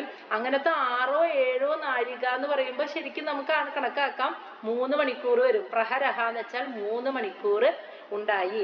ഇതിനെ മനുഷ്യർ നൃണാം, മനുഷ്യർ യാമ എന്നാണ് വിളിക്കുന്നത്. യാമം എന്ന് വിളിക്കാൻ കാരണം എന്താണെന്നറിയോ? ഒരു ദിവസത്തില് 24 മണിക്കൂറാണ്. 12 മണിക്കൂർ പകല്, 12 മണിക്കൂർ രാത്രി എന്ന് പറയാം. അപ്പൊ 12 മണിക്കൂർ പകലാണെങ്കിൽ ഇതിനെ 4 ആയിട്ട് നമ്മൾ ഡിവൈഡ് ചെയ്യുകയാണെങ്കിൽ 3, 6, 9, 12 അങ്ങനെ 4 ആയിട്ട് ഡിവൈഡ് ചെയ്താൽ 3ന്റെ പെരുക്കുവെട്ടി വെച്ച് നമുക്ക് ഇതിനെ 4 ആയിട്ട് ഡിവൈഡ് ചെയ്യാം. അങ്ങനെ പകലിന്റെ 4ൽ ഒരു ഭാഗത്തെയാണ് യാമം എന്ന് വിളിക്കുന്നത്. മനസ്സിലായോ? പകല് 12 മണിക്കൂർ, അതിനെ 4 ആയിട്ട് ഡിവൈഡ് ചെയ്യുമ്പോൾ 4 × 3 12 ആയില്ലേ? അപ്പൊ 4 ആയിട്ട് ഡിവൈഡ് ചെയ്യുമ്പോൾ ആ 4ൽ ഒരു ഭാഗം എന്ന് പറഞ്ഞാൽ 3 മണിക്കൂറേ വരുള്ളൂ അല്ലെ? ആ 3 മണിക്കൂറിനെയാണ് യാമം. അപ്പോ ഇവിടെ യാമം കണ്ടുപിടിക്കപ്പെട്ടു എന്ന്, പകലിന്റെ 4ൽ ഒരു ഭാഗം നിർണയിക്കപ്പെട്ടത് ഇങ്ങനെയാണെന്നാണ് പറയുന്നത്. മനസ്സിലാവുന്നുണ്ടോ? പകലിന്റെ 4ൽ ഒരു ഭാഗം. അതേപോലെ തന്നെ രാത്രിയും 12 മണിക്കൂറാണ് പറയുന്നത്. രാത്രിയുടെയും ഇതേപോലെ 4 ആയിട്ട് തിരിച്ചിരിക്കുന്നു. 3, 6, 9, 12 മണിക്കൂർ രാത്രി. അങ്ങനെ 4ൽ ഒരു ഭാഗം, അതായത് പകലിന്റെയും രാത്രിയുടെയും 4ൽ ഒരു ഭാഗമാകുന്ന 3 മണിക്കൂർ അങ്ങനെ നിർണയിക്കപ്പെട്ടു എന്നുള്ളത്. മനസ്സിലായോ? ലഘു സമയം മുതൽ ഒന്നുകൂടി പറയാമോ എന്ന്. അതായത് ഒന്നിട്ട് പറയാം. ഏറ്റവും ചെറിയ സമയം പരമാണു സമയം. എഴുതി വെക്കൂട്ടാ. ആ പരമാണു സമയം നിർണയിക്കാൻ പറ്റിയിട്ടില്ല. പിന്നെ നമ്മൾ നിർണയിക്കാൻ തുടങ്ങിയത് ത്രുടി തൊട്ടിട്ടാ. അതും നമുക്കറിയില്ല. നമ്മളുടെ ഒരുപാട് ഈ ഭാഗവതമൊക്കെ എഴുതിയ നമ്മുടെ മഹർഷിമാരാലാണ് അത് കണക്കാക്കപ്പെട്ടത്. ഈ ത്രുടി സമയം തൊട്ട്. ആ ത്രുടി എന്ന് പറയുന്നത് 3 ത്രസരേണുക്കൾ കൂടി യോജിക്കാൻ എടുത്ത സമയമാണ് ത്രുടി. അങ്ങനെ 100 ത്രുടി സമയം ചേർന്ന് വേദ സമയമുണ്ടായി.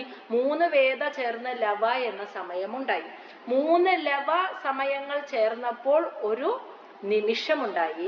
3 നിമിഷ സമയങ്ങൾ ചേർന്നപ്പോൾ എന്താണ്? ഒരു ക്ഷണനേരമുണ്ടായി. 5 ക്ഷണനേരങ്ങൾ കൂടി ചേർന്ന സമയമാണ് ഒരു കാഷ്ട എന്ന് പറയുന്നത്. ഈ കാഷ്ടയുടെ അടിയിൽ നമ്മുടെ 8 സെക്കൻഡ് എന്ന് എഴുതി വെച്ചോ. അത് നമ്മുടെ 8 സെക്കൻഡാണ്. ഇനി അങ്ങനെ 15 കാഷ്ട സമയങ്ങൾ കൂടി ചേർന്നപ്പോൾ മനസ്സിലാക്കിയ സമയമാണ് ഒരു ലഘു എന്ന് പറയുന്നത്. അത് നമ്മുടെ 2 മിനിറ്റാ. അറിയാലോ, 15 × 8 നോക്കിയാൽ 160 സെക്കൻഡ് കിട്ടുക എന്നുണ്ടെങ്കിൽ 120 സെക്കൻഡ് കിട്ടുക എന്നാണ് നമ്മുടെ 2 മിനിറ്റ് ആയില്ലേ? 60 സെക്കൻഡ്. അപ്പൊ നമ്മുടെ 2 മിനിറ്റ് നമുക്ക് കിട്ടി. ഇനി 15 ലഘു സമയങ്ങൾ കൂടി ചേർന്നപ്പോഴാണ് ഒരു നാഴിക കണ്ടുപിടിച്ചത്. അതായത് 2 മിനിറ്റ് × 15. അപ്പൊ 15 ലഘൂനി സമയങ്ങൾ കൂടിയത്. അപ്പോ ഒരു നാഴിക കിട്ടി. അത് നമ്മുടെ പൂർവികര് പറഞ്ഞിരുന്നു, നമ്മുടെ മുന്നത്തെ തലമുറയൊക്കെ നാഴിക വിനാഴിക പറഞ്ഞിരുന്നു.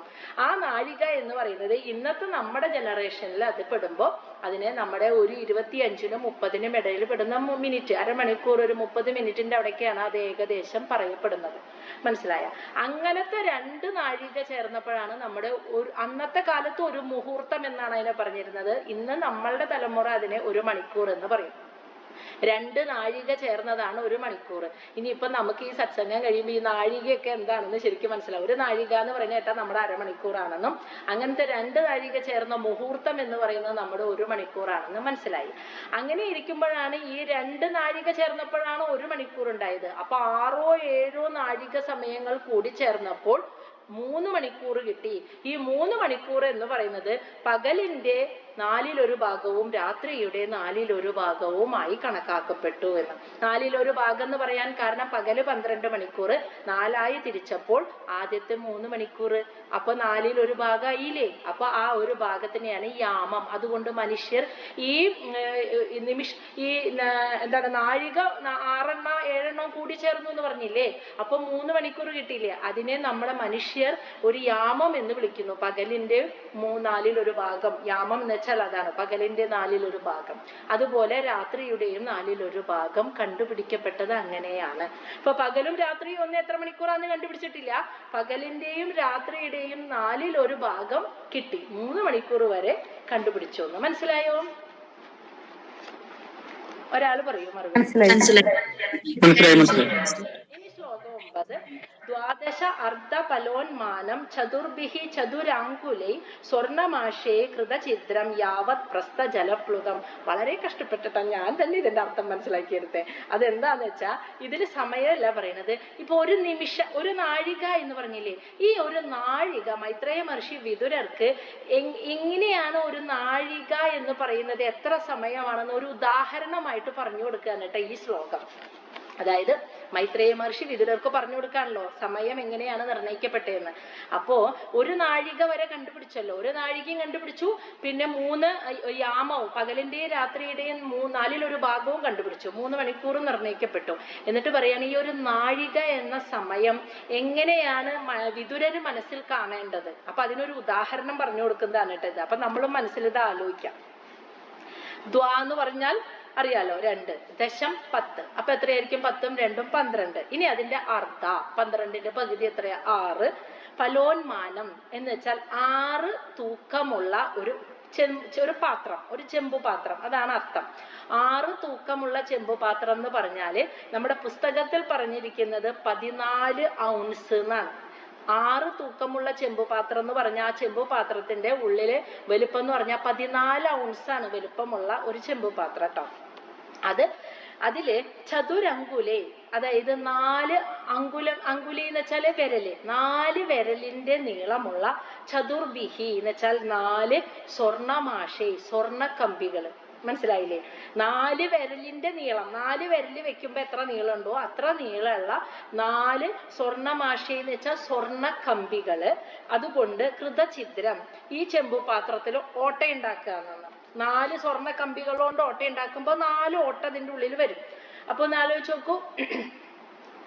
അതായത് 6 തൂക്കമുള്ള ദ്വാദശ അർദ്ധ ഫലോന്മാനം, 12ന്റെ പകുതിയായ 6 തൂക്കമുള്ള ഒരു ചെമ്പുപാത്രം എന്ന് പറഞ്ഞാൽ 14 ഔൺസ് നിറയുന്ന ഒരു ചെമ്പുപാത്രം.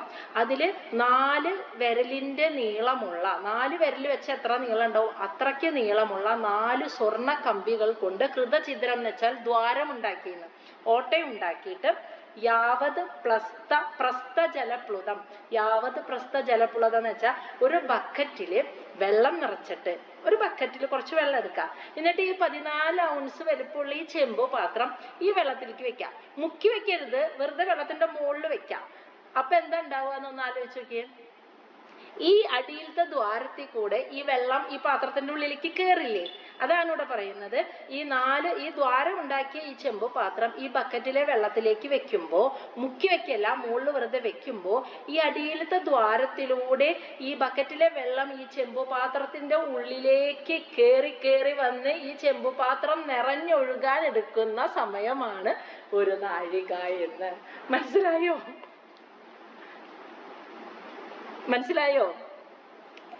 മനസ്സിലായി ടീച്ചറെ, എന്തൊരു കോംപ്ലിക്കേറ്റഡാ. അതന്നെ മനസ്സിലായി.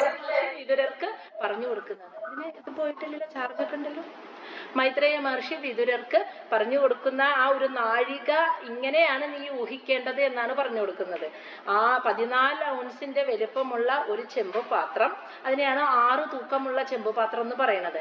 ആ ചെമ്പ് പാത്രത്തിൽ 4 വിരലിന്റെ നീളമുള്ള 4 സ്വർണ്ണ കമ്പികൾ കൊണ്ട് ദ്വാരമുണ്ടാക്കിയിട്ട് അത് ഒരു ബക്കറ്റിലെ വെള്ളത്തിലേക്ക് വെക്കുക. അത് വെക്കുമ്പോൾ ഈ ദ്വാരത്തിലൂടെ വെള്ളം ഈ ചെമ്പ് പാത്രത്തിന്റെ അകത്തേക്ക് കയറി വന്ന് അത് നിറഞ്ഞൊഴുകാൻ എടുക്കുന്ന സമയം എത്രയാണോ അതാണ് ഒരു നാഴിക എന്ന് വിതുരർക്ക് പറഞ്ഞു കൊടുത്തു. മനസ്സിലായ? അതാണ് ഈ 9ാമത്തെ ശ്ലോകത്തിൽ പറയുന്നത്. ഇനിയിപ്പൊ നമ്മൾ എവിടെ വരെ എത്തി? സമയം യാമം വരെ, അതായത് പകലിന്റെ 4/1 ഭാഗം 3 മണിക്കൂറും നിർണയിച്ചു, രാത്രിയുടെ 4/1 ഭാഗമാകുന്ന 3 മണിക്കൂറും നിർണയിക്കപ്പെട്ടു ട്ടാ. ഇനി ശ്ലോകം 10. യാമഹ ചത്വര മർത്യാനാം അഹനിയുപേ പക്ഷഃ 15 അഹാനി ശുക്ല കൃഷ്ണശ്ച മാനതഃ. അതായത് യാമം, ഈ ഒരു യാമം എന്ന് പറഞ്ഞത് മനസ്സിലായില്ലേ? 6 7 നിമിഷങ്ങൾ ചേർന്നതാണ് ഒരു യാമം എന്ന് പറയുന്നത്. 3 മണിക്കൂർ, നമ്മുടെ 3 മണിക്കൂറാന്ന് മനസ്സിലായി. അങ്ങനെ ചത്വര എന്ന് വെച്ചാൽ 4 4 + 4 എത്രയാ? 8. അപ്പൊ 8 യാമങ്ങൾ കൂടി ചേർന്നപ്പോൾ മർത്യാന മനുഷ്യരുടെ അഹനി പകല് ഉപേ രണ്ടും എന്ന് വെച്ചാൽ പകലും രാത്രിയും ഉണ്ടായി എന്ന് വെച്ചാൽ എന്താ അർത്ഥം? നമ്മുടെ മനുഷ്യന്റെ ഒരു ദിവസം അവിടെ കണക്കാക്കപ്പെട്ടു. അത് എങ്ങനെ കണക്കാക്കിയത്? 4 4 8 യാമങ്ങൾ കൂടി ചേർന്ന സമയം. അപ്പൊ ഒരു യാമം എന്ന് വെച്ചാൽ നമ്മുടെ 3 മണിക്കൂറാന്ന് നമുക്ക് മനസ്സിലായി അല്ലെ? ഒരു യാമം എന്ന് വെച്ചാല് ഒരു നിമിഷം എന്ന് പറഞ്ഞാൽ അരമണിക്കൂർ. അങ്ങനെ 2 നിമിഷങ്ങൾ ചേർന്നപ്പോൾ ഒരു മുഹൂർത്തമായി, നമ്മുടെ ഒരു മണിക്കൂറായി. അങ്ങനെ 6 നിമിഷങ്ങൾ ചേർന്നപ്പോൾ 3 മണിക്കൂറായി നമ്മുടെ, അല്ലേ? 2 നിമിഷം 1 മണിക്കൂർ, അപ്പൊ 4 നിമിഷമായ 2 മണിക്കൂർ, 6 നിമിഷമായാൽ എത്രയായി? നമ്മുടെ 3 മണിക്കൂറായി. അങ്ങനെയുള്ള യാമം, അതിനെയാണ് യാമം എന്ന് വിളിക്കുന്നത്, 3 മണിക്കൂർ.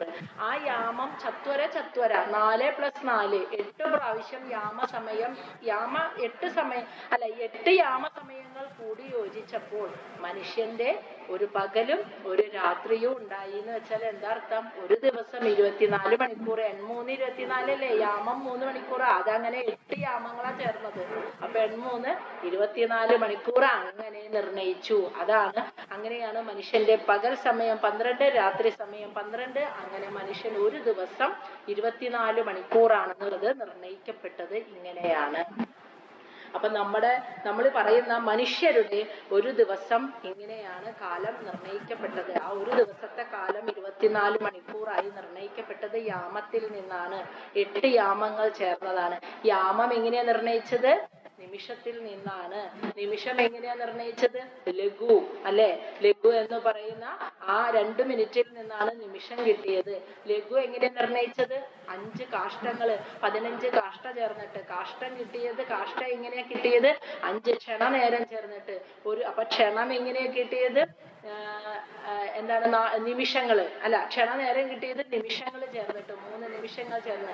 നിമിഷം കിട്ടിയത് 3 ലവസമയങ്ങൾ ചേർന്നിട്ട്. പുറകിലോട്ട് പോവുക. അങ്ങനെയാണ് ഒരു ദിവസം, മനുഷ്യന്റെ ഒരു ദിവസം. അപ്പൊ കാൽക്കുലേഷൻ കിട്ടി 12 24 മണിക്കൂർ. ഇനി പറയാൻ പോകുന്നത്, അപ്പൊ ഉബേ രാത്രിയും പകലും കിട്ടിയിട്ടാ. ഇനി പക്ഷഃ, അടുത്തതുണ്ടാവാൻ പോകുന്നത് പക്ഷമാണ്. 15 അഹാനി. ഇപ്പൊ മനുഷ്യന്റെ അഹാനി പകലും രാത്രിയും കിട്ടിയല്ലോ, അങ്ങനെയാണ് ഒരു ദിവസം കണ്ടുപിട്ടത്. ഇനി അത് 15 എന്ന് വെച്ചാൽ എത്രയാ? 5ഉം 10ഉം 15 അഹാനി, 15 പകല് ചേർന്നപ്പോൾ പക്ഷഃ ഒരു പക്ഷമുണ്ടായിരുന്നു. പകലുണ്ടെങ്കിൽ രാത്രിയും ഉണ്ടാവുമല്ലോ. അപ്പൊ 15 പകല് ചേർന്ന്, 15 പകല് എന്ന് പറഞ്ഞാൽ അതിന്റെ കൂടെ രാത്രിയും കൂടി കൂട്ടണം. 15 പകലും രാത്രിയും ചേർന്നപ്പോൾ പക്ഷഃ ഒരു പക്ഷമുണ്ടായിരുന്നു. അപ്പോഴാണ് 2 പക്ഷമുണ്ടെന്ന് മനസ്സിലായത്. ഏതായിരിക്കും? കൃഷ്ണപക്ഷവും ശുക്ലപക്ഷവും. കറുത്തവാവും വെളുത്തവാവും ഉണ്ടായ കാര്യമാണ് പറയുന്നത് കേട്ടോ.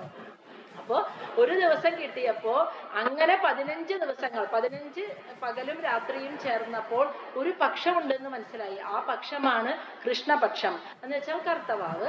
പിന്നെ അത് കഴിഞ്ഞ് വീണ്ടും 15 പകലും രാത്രിയും കൂടി ചേർന്നപ്പോൾ വെളുത്ത പക്ഷവും വെളുത്ത വാവിന്റെ സമയവും കിട്ടി. അപ്പൊ നമ്മൾ എവിടേക്കാ പോണ്? ഒരു മാസത്തിലേക്കാ പോണത്. കണ്ടോ? അപ്പൊ ഒരു ദിവസം കിട്ടി, അങ്ങനത്തെ 15 ദിവസങ്ങൾ കൂടി ചേർന്നു. അങ്ങനെ ചേർന്നപ്പോ ഒരു പക്ഷം ഉണ്ടായി, അതാണ് കൃഷ്ണപക്ഷവും. പിന്നെ വീണ്ടും ഒരു പക്ഷം ഉണ്ടായി, അതേപോലെ തന്നെ 15 ദിവസം കൂടി ചേർന്നു, അത് കറുത്ത പക്ഷവും ഉണ്ടായി. അങ്ങനെ 2 പക്ഷങ്ങൾ അനുമാനതഃ എന്ന് വെച്ചാൽ അനുമാനിക്കപ്പെട്ടു. അങ്ങനെ 2 പക്ഷങ്ങൾ കിട്ടി, 15 ദിവസമുള്ള കൃഷ്ണപക്ഷവും 15 ദിവസമുള്ള ശുക്ലപക്ഷവും. അങ്ങനെ 2 പക്ഷങ്ങൾ കിട്ടിയപ്പോൾ ശ്ലോകം 11, അതിൽ നിന്ന് 11ഉം 12ഉം ശ്ലോകം ഒരുമിച്ച് ചൊല്ലണം, അപ്പോഴാണ് അർത്ഥം പൂർത്തിയാവുക കേട്ടോ. അത് ശ്രദ്ധിച്ചോളൂ. തയോ സമുച്ചയഃ മാസഃ പിതൃണാം തദ് അഹർനിശം ദ്വൗ തൗ ഋതു ഷഡ് അയനം ദക്ഷിണം ച ഉത്തരം ദിവിഹി. അതായത് തയോഹോ, അതായത് ഇപ്പൊ തൊട്ട് മുന്നത്തെ ശ്ലോകത്തിൽ പറഞ്ഞ കൃഷ്ണപക്ഷവും വെളുത്തപക്ഷവും, അവ രണ്ടും കൂടിച്ചേർന്നപ്പോൾ, സമുച്ചയഃ എന്ന് വെച്ചാൽ കൂടിച്ചേർന്ന്, അതായത് 15 ദിവസം കറുത്തവാവിന്റെയും 15 ദിവസം വെളുത്തവാവിന്റെയും കൂടി ചേർന്നപ്പോൾ മാസഹ, മനുഷ്യന്റെ ഒരു മാസം ഉണ്ടായിരുന്നു. 15 ദിവസത്തെ കൃഷ്ണപക്ഷവും 15 ദിവസത്തെ വെളുത്തപക്ഷവും ചേർന്നപ്പോൾ, 15ഉം 15ഉം ചേർന്നപ്പോൾ മനുഷ്യന്റെ ഒരു മാസം ഉണ്ടായി. തത് മനുഷ്യന്റെ, തത് എന്ന് വെച്ചാൽ മനുഷ്യന്റെ ഒരു മാസം, പിതൃണ പിതൃക്കളുടെ അഹർനിശം ഒരു ദിവസമാണ്, ഒരു പകലും ഒരു രാത്രിയും വരുന്ന ഒരു ദിവസമാണ്. മനുഷ്യന്റെ ഒരു മാസം പിതൃക്കളുടെ ഒരു ദിവസമാണ്. അപ്പൊ നമുക്ക് 15 ദിവസം രാത്രിയും 15 ദിവസം കൃഷ്ണപക്ഷവും 15 ദിവസവും വെളുത്തപക്ഷവും ചേർന്ന നമ്മുടെ ഒരു മാസം പിതൃക്കൾക്ക് ഒരു രാത്രിയും ഒരു പകലും ചേരുന്ന ഒരു ദിവസമാണ്. പിതൃലോകത്ത്, ഭൂമിയിലല്ല, പിതൃലോകത്ത് വസിക്കുന്ന പിതൃക്കൾക്ക് അതൊരു ദിവസമേ ഉള്ളൂ എന്നർത്ഥം. ഇനി അടുത്തത് ധൗ. ധൗ എന്ന് വെച്ചാല് ഇത് ഈ ഇപ്പൊ പറഞ്ഞു ഒരു മാസം ഉണ്ടായിരുന്നല്ലോ, നമ്മുടെ ഒരു മാസം പിതൃക്കൾക്ക് ഒരു ദിവസമാണെന്ന് പറഞ്ഞു. മനുഷ്യന്റെ ഒരു മാസം ധൗ, അങ്ങനെ 2 മാസങ്ങൾ കൂടി ചേർന്നപ്പോൾ ധൗ ഋതുഹു, ഒരു ഋതു ഉണ്ടായിരുന്നു, ഒരു കാലാവസ്ഥ. ഒരു കാലാവസ്ഥ പ്രധാനമായും 2 മാസത്തിലാണ് നിൽക്കുന്നത്. അപ്പൊ അങ്ങനെ 2 മാസങ്ങൾ ചേർന്നപ്പോൾ ഒരു ഋതു ഉണ്ടായി, ഒരു കാലാവസ്ഥയുണ്ടായി. ഇനി പറയുന്നത് ഷഡ്, അങ്ങനെ 6 മാസങ്ങൾ ചേർന്നപ്പോൾ, ഷഡ് എന്ന് വെച്ചാൽ 6 മാസം ചേർന്നപ്പോൾ അയനം, ഒരു അയനം ഉണ്ടായി. അപ്പോഴാണ് അയനം 2 ഉണ്ടെന്ന് മനസ്സിലായത്, ഉത്തരായനവും ദക്ഷിണായനവും. 6 മാസം സൂര്യൻ ഉത്തരായനത്തിൽ സഞ്ചരിക്കും, 6 മാസം സൂര്യൻ ദക്ഷിണായനത്തിൽ സഞ്ചരിക്കും. മനസ്സിലായില്ലേ? അപ്പോ ഒരു ദിവസം കണ്ടുപിടിക്കപ്പെട്ടു. അതെങ്ങനെയാ? ആ യാമം എത്രയാ, 8 യാമം കൂടി ചേർന്നപ്പോൾ ഒരു ദിവസം കണ്ടുപിടിച്ചു. അങ്ങനെ ഒരു ദിവസം കിട്ടിയപ്പോഴാണ് അങ്ങനെയുള്ള 15 ദിവസങ്ങൾ കൂടി ചേർന്നപ്പോൾ വെളുത്തപക്ഷവും 15 ദിവസം കറുത്തപക്ഷവും കിട്ടിയത്. അങ്ങനെ 2 15 പക്ഷങ്ങളും 15 ദിവസങ്ങളും കൂടി ചേർന്നപ്പോൾ മനുഷ്യന്റെ ഒരു മാസം കിട്ടി. 15 ദിവസം വെളുത്തവാവും, 15 ദിവസം കറുത്തവാവും. മനുഷ്യന്റെ ഒരു മാസം പിതൃക്കളുടെ ഒരു രാത്രിയും ഒരു പകലും വരുന്ന ഒരു ദിവസമാണ്. ഇനി ഇങ്ങനെയുള്ള 2 മാസങ്ങൾ കൂടി ചേർന്നപ്പോൾ, മനുഷ്യന്റെ 2 മാസങ്ങൾ കൂടി ചേർന്നപ്പോൾ ഒരു ഋതു കിട്ടി. അങ്ങനെ 6 മാസങ്ങൾ കൂടി ചേർന്നപ്പോൾ ഒരു അയനം വന്നു, അതാണ് ഉത്തരായനം. അപ്പോഴാണ് ഒരു അയനം കൂടി ഉണ്ടെന്ന് മനസ്സിലായത്, ദക്ഷിണായനം. ഇതൊക്കെ കാൽക്കുലേറ്റ് ചെയ്യുന്നത് സൂര്യൻ പോകുന്നതനുസരിച്ചിട്ടാണ്, ഭ്രമണപഥം നോക്കിയിട്ടാണ്. 6 മാസം ഉത്തരായനത്തിലും 6 മാസം ദക്ഷിണായനത്തിലും. സൂര്യൻ ദക്ഷിണായനത്തിലേക്ക് കടക്കുന്നത് ദിവസം എന്ന് തൊട്ടിട്ടാ, കർക്കിടകം 1 തൊട്ട്. അതായത് ഉത്തരായനത്തിൽ പോകുമ്പോഴാണ് ചൂട് കൂടല്, ദക്ഷിണായനത്തിൽ കിടക്കുമ്പോൾ സൂര്യപ്രകാശം ഭൂമിയിൽ വന്ന് തട്ടുന്നത് വളരെ കുറവായിരിക്കും. അതായത് കർക്കിടക മാസം 1-ാം തീയതി മുതലാണ് സൂര്യഭഗവാൻ ദക്ഷിണായനത്തിലൂടെ യാത്ര പോകുന്നത്. അപ്പൊ ആ ഭ്രമണപഥത്തിലൂടെ യാത്ര ചെയ്യുന്നത്, ചുറ്റുന്നത്. ആ സമയത്ത് സൂര്യന്റെ രശ്മികൾ ഭൂമിയിൽ പതിക്കുന്നത് വളരെ കുറവായിരിക്കും. മഴ, കാർമേഘങ്ങളൊക്കെ വന്ന് മൂടും. ഈ സമയത്ത് രോഗങ്ങളും വളരെ കൂടുതലായിരിക്കും. കാരണം സൂര്യന്റെ ഊർജമാണ് എല്ലാ ജീവസത്തകൾക്കും ഊർജം നൽകുന്നത്. അപ്പൊ സൂര്യപ്രകാശം ഭൂമിയിൽ പതിക്കുന്നത് കുറവായതുകൊണ്ട് ഈ കാലങ്ങളിൽ രോഗങ്ങളും അസുഖങ്ങളും ഒക്കെ, മാനസിക അസ്വസ്ഥതകളൊക്കെ ഭയങ്കര കൂടുതലായിരിക്കും. അതുകൊണ്ടാണ് ആ ദക്ഷിണായനത്തിലേക്ക് പ്രവേശിക്കുന്ന കർക്കിടകം 1 മുതൽ നമ്മൾ രാമായണ പാരായണം ചെയ്യുന്നത്. വീടും പരിസരവും ശുദ്ധിയാക്കുന്നതും വൃത്തിയാക്കുന്നതും.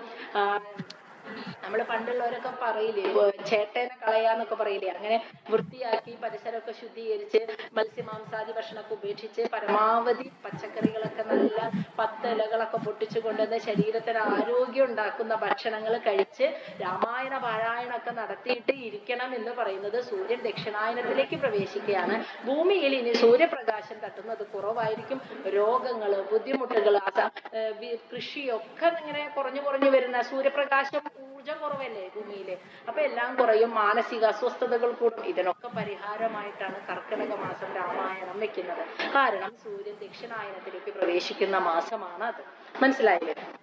അങ്ങനെയാണ് 6 മാസത്തെ ഉത്തരായനവും 6 മാസത്തെ ദക്ഷിണായനവും നിർണയിക്കപ്പെട്ടത്. അപ്പൊ എന്ത് കിട്ടി മനുഷ്യന്റെ? 6 6 12 മാസമാകുന്ന നമ്മുടെ ഒരു വർഷം നിർണയിച്ചു. എന്നാൽ ദിവി ആ ശ്ലോകത്തിൽ തന്നെ ദിവി എന്ന് പറയുന്നുണ്ട്. ദിവി എന്ന് പറഞ്ഞാൽ ദേവന്മാർക്ക്, അതാണ് ആ ശ്ലോകം അവിടെ കഴിഞ്ഞിട്ടില്ല, 12 കൂടി കൂടണം എന്ന് പറഞ്ഞത്. ദേവന്മാർക്ക്, അപ്പൊ മനുഷ്യന്റെ ഒരു വർഷം കിട്ടിയില്ലേ? എന്നാൽ ദേവന്മാർക്ക് അയനേച അഹനേ പ്രാഹു വത്സരോ ദ്വാദശ സ്മൃതഃ സംവത്സര ശതം നൃണാം പരം ആയുഹു നിരൂപിതം. അതായത് അയനെന്ന് വെച്ചാൽ ഈ 2 അയനങ്ങളും കൂടിച്ചേരുന്നത്, ദിവി എന്ന് വെച്ചാൽ ദേവന്മാർക്ക്, അഹനി ഒരു ദിവസമാണ്. നമ്മുടെ 2 അയനം, ഉത്തരായനവും ദക്ഷിണായനവും 6 മാസവും കൂടി ചേർന്നപ്പോ മനുഷ്യൻ അതൊരു വർഷമായി. പക്ഷെ ദേവന്മാർക്ക് അതൊരു ദിവസമാണ്. അപ്പൊ ഓർത്തു നോക്കൂ, ദേവന്മാർക്ക് മനുഷ്യന്റെ ഒരു മാസം, പിതൃലോകത്ത് വസിക്കുന്ന പിതൃക്കൾക്ക് ഒരു ദിവസമാണ് ഒരു മാസം മനുഷ്യന്റെ ഒരു വർഷം ദേവലോകത്ത് വസിക്കുന്ന ദേവന്മാർക്ക് ഒരു ദിവസമാണെന്ന്. നമ്മുടെ ഒരു വർഷം അവർക്ക് ഒരൊറ്റ ദിവസമാണെന്ന്. അപ്പൊ നമ്മുടെ ഒരു വർഷം എന്ന് പറയുന്നത് ദ്വാദശ, അതായത് 12 മാസങ്ങൾ കൂടി ചേർന്ന നമ്മുടെ വത്സര, സംവത്സരം, ഒരു വർഷത്തെയാണ് സംവത്സരം എന്ന് സ്മൃതഃ പറയപ്പെടുന്നത്. 12 മാസങ്ങൾ, 6 മാസവും ചേർന്ന 12 മാസങ്ങൾ ചേർന്നതിനെയാണ് മനുഷ്യന്റെ ഒരു സംവത്സരം അല്ലെങ്കിൽ ഒരു വർഷം എന്ന് വിളിക്കുന്നത്. അത് ദേവന്മാർക്ക് ഒരു ദിവസമാണ്, ദേവലോകത്ത് അതൊരു ദിവസമാണ്. ഇനി സംവത്സര ശതഃ, ഇങ്ങനെയുള്ള ഒരു വർഷം, സംവത്സരം എന്ന് പറഞ്ഞാൽ ഒരു വർഷം, മനുഷ്യന്റെ ഒരു വർഷം. ഇങ്ങനെയുള്ള 100 ശതം എന്ന് വെച്ചാൽ 100 സംവത്സരം എന്ന് വെച്ചാൽ 100 വർഷമാണ് നൃണാം മനുഷ്യരുടെ പരം ആയുഹു, പരമാവധി ആയുസ് എന്ന് നിരൂപിതം, നിർണയിക്കപ്പെട്ടിരിക്കുന്നു. മനുഷ്യന്റെ പരമാവധി ആയുസ് 100 സംവത്സരം എന്ന് വെച്ചാൽ 100 വർഷമാണെന്ന് നിർണയിക്കപ്പെട്ടിരിക്കുന്നു. അപ്പൊ കാലം, മനുഷ്യന്റെ പരമാവധി ആയുസ് 100 വർഷമാണെന്നും അങ്ങനെ 100 വർഷം വരെ നിർണയിക്കപ്പെട്ടു എന്നർത്ഥം. മനസ്സിലായില്ലേ? കാലം എങ്ങനെയാണ് നിർണയിക്കപ്പെട്ടെന്നുള്ളതിന്റെ വഴിയാണ് ഇപ്പോ നമ്മൾ മനസ്സിലാക്കിയത്.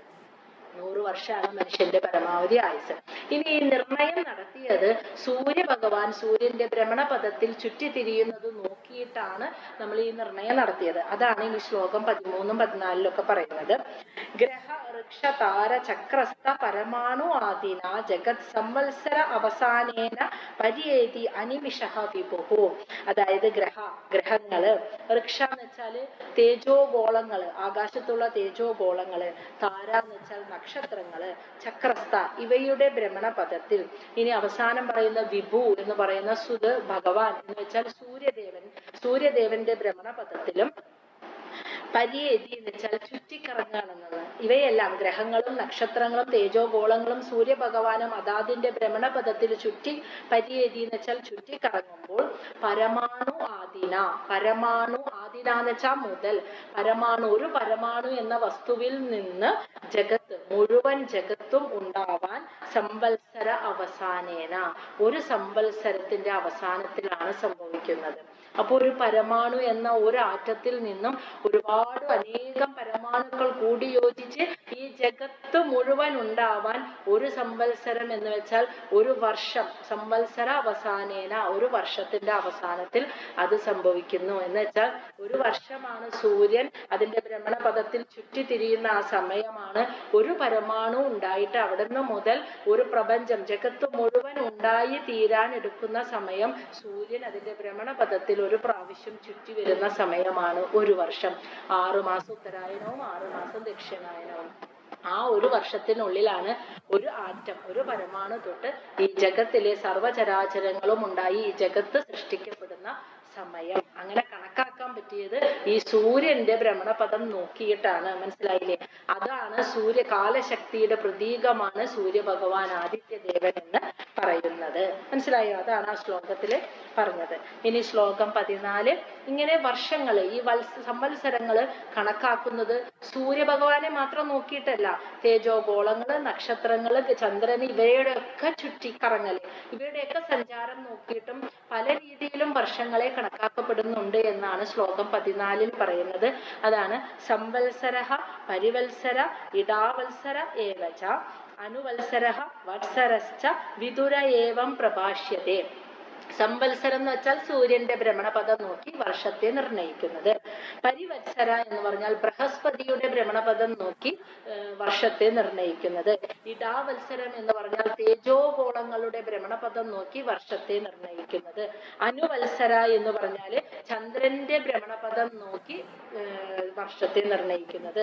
ഇനി വത്സരഹ ച എന്ന് വെച്ചാൽ വെറും വത്സരം എന്ന് പറയുന്നത് നക്ഷത്രങ്ങളുടെ ഭ്രമണപഥം നോക്കിയിട്ട് കാലത്തെ, സമയത്തെ, വർഷത്തെ നിർണയിക്കുന്നത്.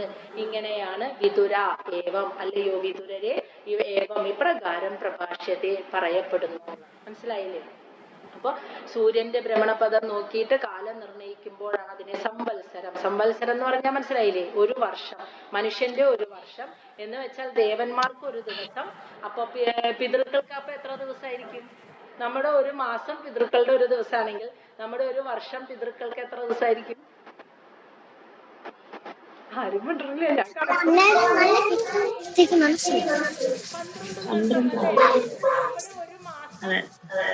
നമ്മുടെ ഒരു മാസം പിതൃക്കൾക്കാണ് കേട്ടോ, തെറ്റരുത്.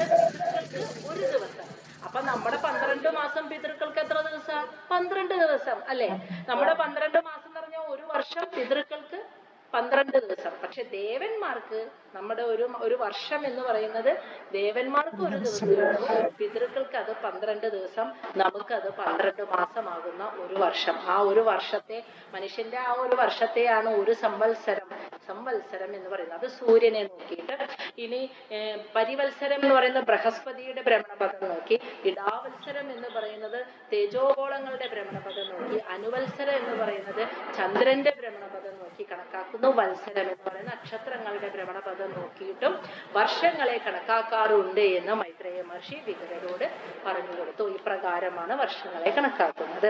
ഇനി ശ്ലോകം 15 പറയുന്നത്, ഇങ്ങനെ മനുഷ്യൻ വർഷങ്ങളെ കണക്കാക്കാൻ പഠിച്ചത് സൂര്യഭഗവാനിന്റെ ചലനത്താലാണ്. അതുകൊണ്ട് ആദിത്യ ഭഗവാനെ ഒന്ന് മനസ്സുകൊണ്ട് നമസ്കരിക്കുകയാണ് ഇവിടെ മൈത്രേയ മഹർഷി ചെയ്യുന്നത്. ശ്ലോകം 15 കേട്ടോ. യഹ സൃജ്യശക്തി ഉരുത ഉച്ഛസ്വയൻ സ്വശക്ത്യ പുംസ അഭ്രമായ ദിവി ദാവതി ഭൂതഭേദഃ കാലാഖ്യയാ ഗുണമയം ക്രതുബി വിധന്വം തസ്മൈ ബലിം ഹരത വത്സര പഞ്ചകായ.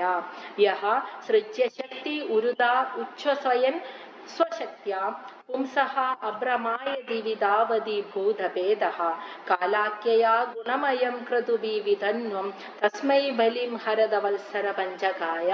അതായത് യഹ, ആ സൂര്യഭഗവാൻ, സ്വശക്തി, സ്വന്തം ശക്തി ഉപയോഗിച്ച് സൃജ്യശക്തി, സൃഷ്ടി നടത്താനായിട്ടുള്ള ശക്തി, ഉരുത, എല്ലാവിധ വിത്തുകൾക്കും ഉച്ഛസ്വയൻ നൽകുന്നു. സൂര്യഭഗവാൻ സ്വയം കത്തിജ്വലിച്ച് നിന്ന് ആ പ്രകൃതി എന്ന ശക്തി സൂര്യസ്വരൂപം സ്വീകരിച്ച് സ്വയം കത്തിജ്വലിച്ചിട്ട് ഈ പ്രപഞ്ചത്തെ സൃഷ്ടിക്കാൻ ആവശ്യമായ വിത്തുകൾക്കെല്ലാം ഉണരാൻ, വളരാൻ വേണ്ട ഊർജത്തെ നൽകുന്നു. സ്വന്തം ശക്തിയിൽ നിന്നും ആ ഊർജത്തെ സൂര്യഭഗവാൻ നൽകുന്നു.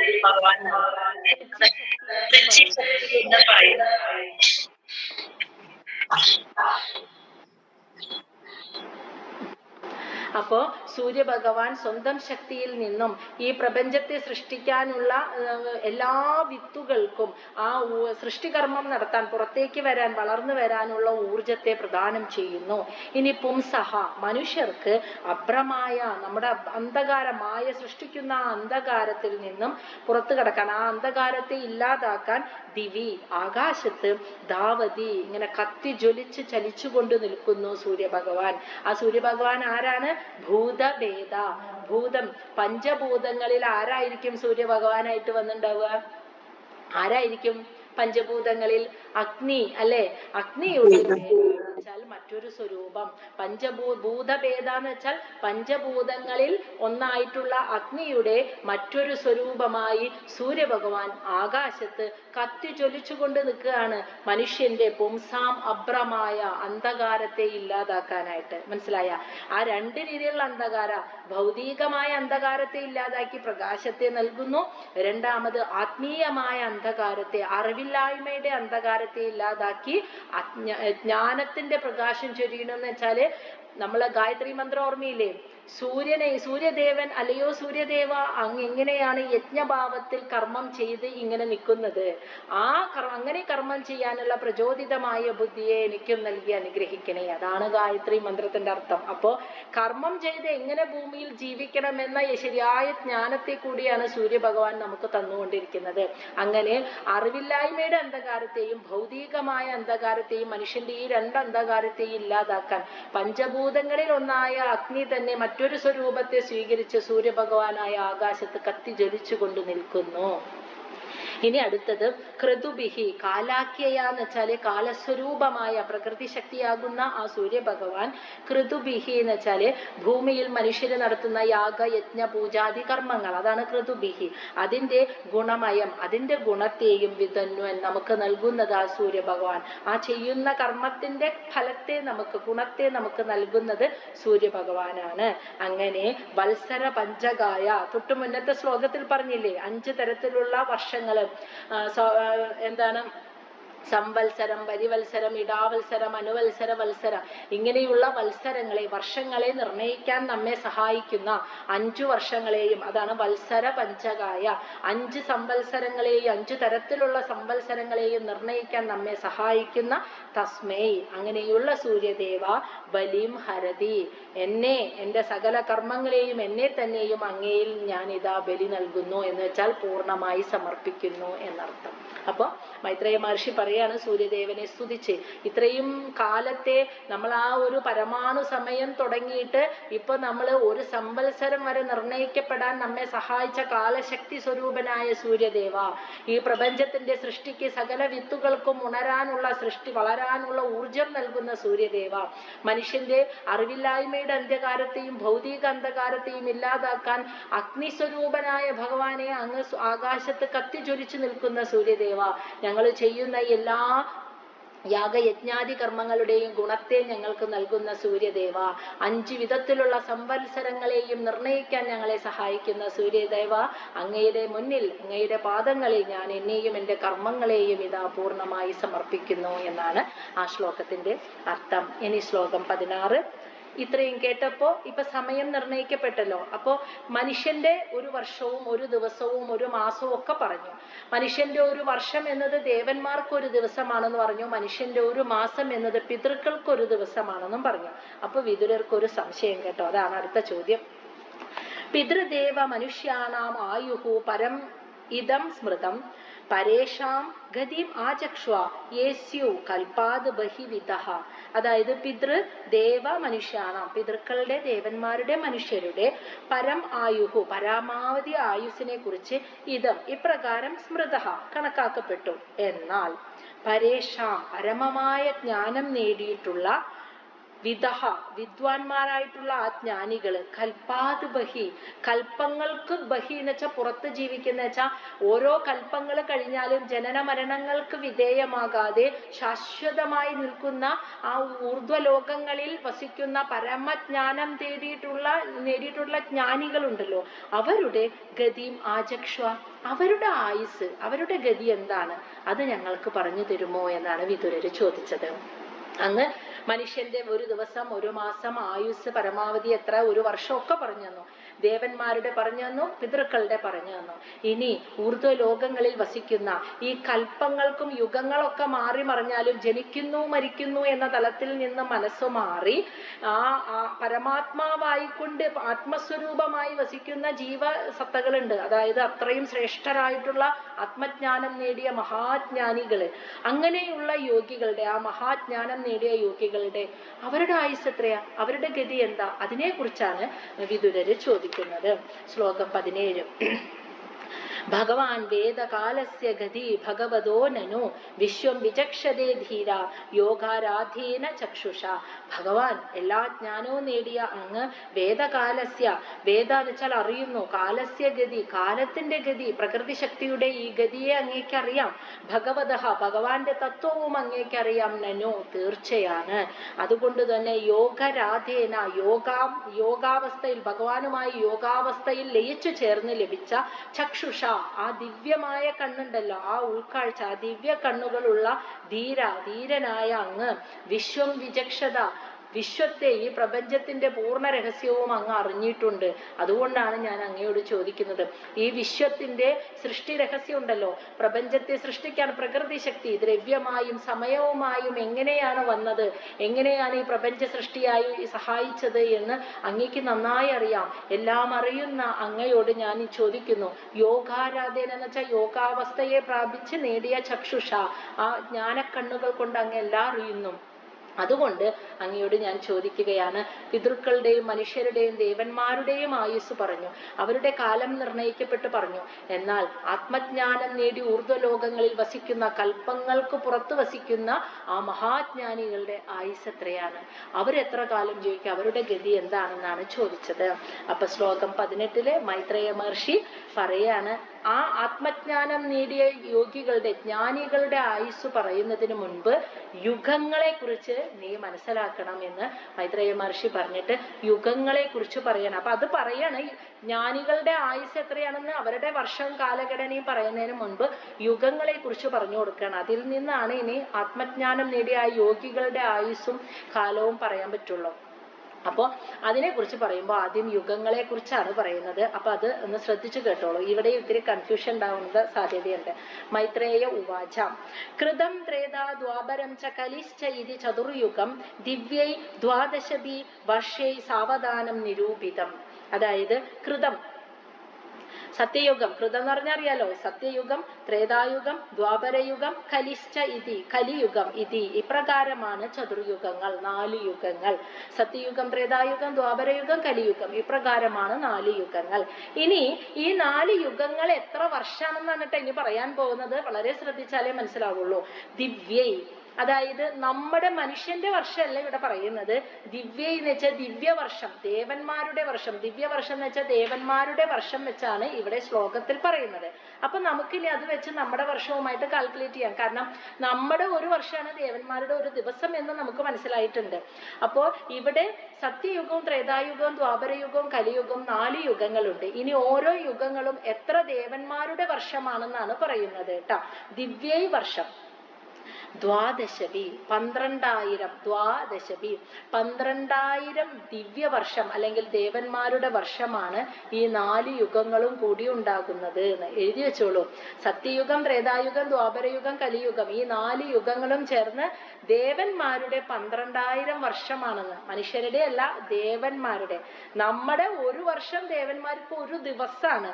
അങ്ങനെ ദേവന്മാരുടെ 12,000 വർഷമാണ് ഈ 4 യുഗങ്ങളും കൂടി ഉണ്ടാകുന്നത്. സാവധാനം നിരൂപിതം എന്നാണ് ഏകദേശം നിരൂപിക്കപ്പെട്ടിരിക്കുന്നത്. സാവധാനം നിരൂപിതം എന്ന് വെച്ചാൽ ഏകദേശം നിർണയിക്കപ്പെട്ടിരിക്കുന്നത്. എന്തുകൊണ്ടാണ് ഇവിടെ ഏകദേശം നിർണയിക്കപ്പെട്ടിരിക്കുന്നത് എന്ന് പറയാനുള്ള കാരണം എന്താണെന്ന് വെച്ചാല്, നമുക്കറിയാം ഏറ്റവും ആദ്യം സത്യയുഗം, ദ്വാപരയുഗം, ത്രേതായുഗം, കലിയുഗം, ഈ 4 യുഗങ്ങളും കൂടി ദേവന്മാരുടെ 12,000 വർഷമാണെന്ന് പറഞ്ഞു. ഏകദേശമാണ് നിരൂപിക്കപ്പെട്ടിരിക്കണേന്ന് പറയാൻ കാരണം എന്താന്ന് വെച്ചാൽ, സത്യയുഗം കഴിഞ്ഞ് ത്രേതായുഗത്തിലേക്ക് കടക്കുന്നതിന്റെ ഇടയിൽ, ഒരു യുഗം അവസാനിച്ച് മറ്റേ യുഗത്തിലേക്ക് കടക്കുന്നതിനിടയിൽ ഒരു സന്ധ്യ സമയം ഉണ്ടെന്ന്. ഒരു 2 യുഗങ്ങൾ കൂടി, ഒന്നിന്റെ അവസാനവും മറ്റൊന്നിന്റെ ആരംഭവും, ഇത് രണ്ടും കൂടി ചേരുന്ന ഒരു യുഗത്തിൽ നിന്ന് മറ്റൊരു യുഗത്തിലേക്ക് കടക്കുന്ന സമയം ഒരു സന്ധ്യ സമയമുണ്ട്. ഈ സമയം പരിപൂർണ നിശ്ചലമാണ്, ഒരു ചലനവും ഇല്ലാത്തൊരു സമയമാണ്. ഇനി ത്രേതായുഗം കഴിഞ്ഞ് ദ്വാപര യുഗത്തിലേക്ക് കടക്കുന്ന, അവിടെ ഒരു കൂട്ടിമുട്ടലുണ്ട് അല്ലെ. ത്രേതായുഗത്തിന്റെ അവസാനം, ദ്വാപര യുഗത്തിന്റെ ആരംഭം. അപ്പോൾ ഒന്നിൽ ഒരു യുഗത്തിൽ നിന്ന് മറ്റൊരു യുഗത്തിലേക്ക് കടക്കുന്ന ആ കൂടിച്ചേരുന്ന സമയം ഒരു സന്ധി സമയമാണ്. ഈ സമയവും നിശ്ചലമാണ്. ഇനി ദ്വാപര യുഗം കഴിഞ്ഞ് കലിയുഗത്തിലേക്ക് കടക്കുമ്പോൾ ഇതേപോലെ തന്നെ ഒരു യുഗം അവസാനിച്ച് മറ്റേ യുഗം തുടങ്ങുന്നു. അപ്പോൾ ഈ ഒന്നിന്റെ അവസാനവും മറ്റേതിന്റെ ആരംഭവും കൂടിച്ചേരുന്ന ആ കൂട്ടിമുട്ടുന്ന സന്ധി സമയം നിശ്ചലമാണ്. അതിന്റെ ഇടയിലും ഇനി കലിയുഗം കഴിഞ്ഞ വീണ്ടും സത്യയുഗം തുടങ്ങിയില്ലേ, അപ്പൊ കലിയുഗം കഴിഞ്ഞ് സത്യയുഗത്തിലേക്ക് കടക്കുന്ന ഒരു കൂടിച്ചേരലുണ്ട്. ആ സമയവും സന്ധി സമയം നിശ്ചലമാണ്. ഈ സമയത്തൊന്നും ഒരു പ്രവർത്തനവും ഇല്ല, നിശ്ചലമാണ്. യുഗങ്ങളിൽ മാത്രമാണ് ധർമ്മം നടക്കുന്നത്. സത്യയുഗത്തിൻ്റെതായ രീതിയിൽ ധർമ്മം നടക്കുന്നു. ത്രേതായുഗത്തിന്റെ സ്വഭാവമാകുന്ന രീതിയിൽ ധർമ്മം നടക്കുന്നു.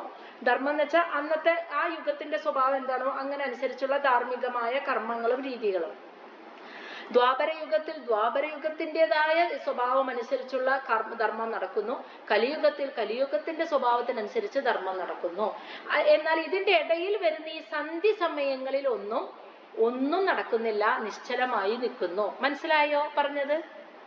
അതായത് നമ്മൾ ഒരു ദിവസം കണക്കാക്കുമ്പോൾ പകല് കഴിഞ്ഞ് രാത്രിയിലേക്ക് കിടക്കുമ്പോൾ ഒരു സന്ധി സമയമുണ്ട് ഇല്ല, പകൽ അവസാനിച്ച് രാത്രിയിലേക്ക് കടക്കുമ്പോൾ ഒരു സന്ധി സമയമുണ്ട്. രാത്രി കഴിഞ്ഞ് പകലിലേക്ക് കടക്കുമ്പോൾ ഒരു സന്ധി. പകലിന്റെ അവസാനം രാത്രിയുടെ ആരംഭം കൂടി ചേരുന്ന സമയമാണ് സന്ധി സമയം.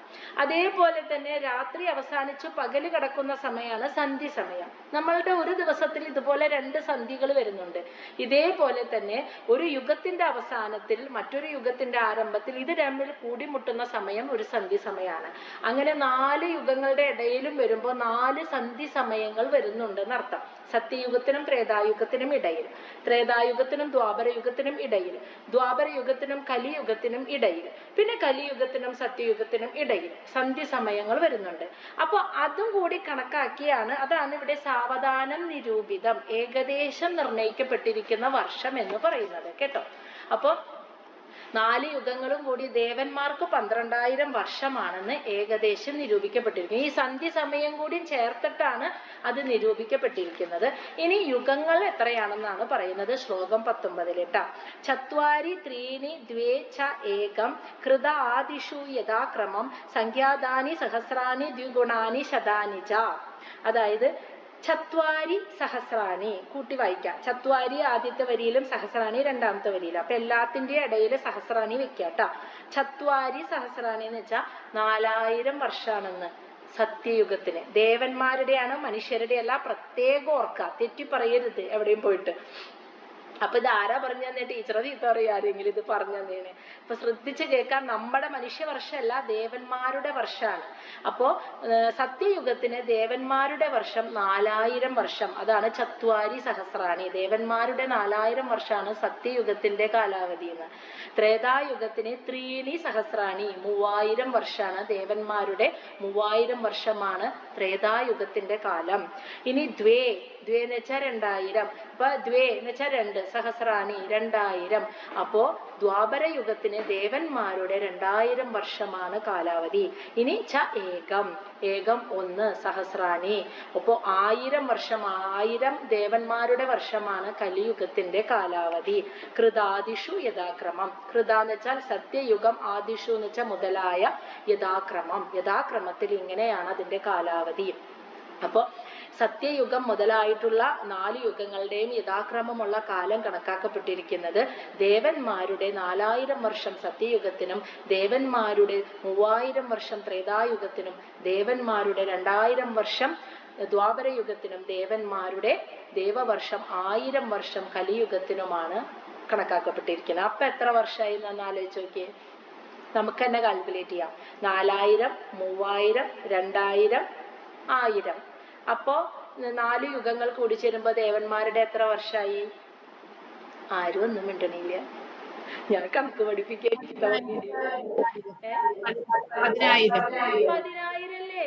4000, 3000 വരുമ്പോ എത്രയായി? 7000. പിന്നെ 2000, അപ്പൊ 9000, പിന്നെ 1000 കലിയുഗത്തിന്റെ. അപ്പൊ ദേവന്മാരുടെ 10,000 വർഷമാണ് ശരിക്ക് 4 യുഗങ്ങളും കൂടിയിട്ടുള്ള ആയുസ്. പക്ഷെ തൊട്ട് മുന്നത്തെ ശ്ലോകത്തിൽ നമ്മൾ എന്താ കേട്ടെ?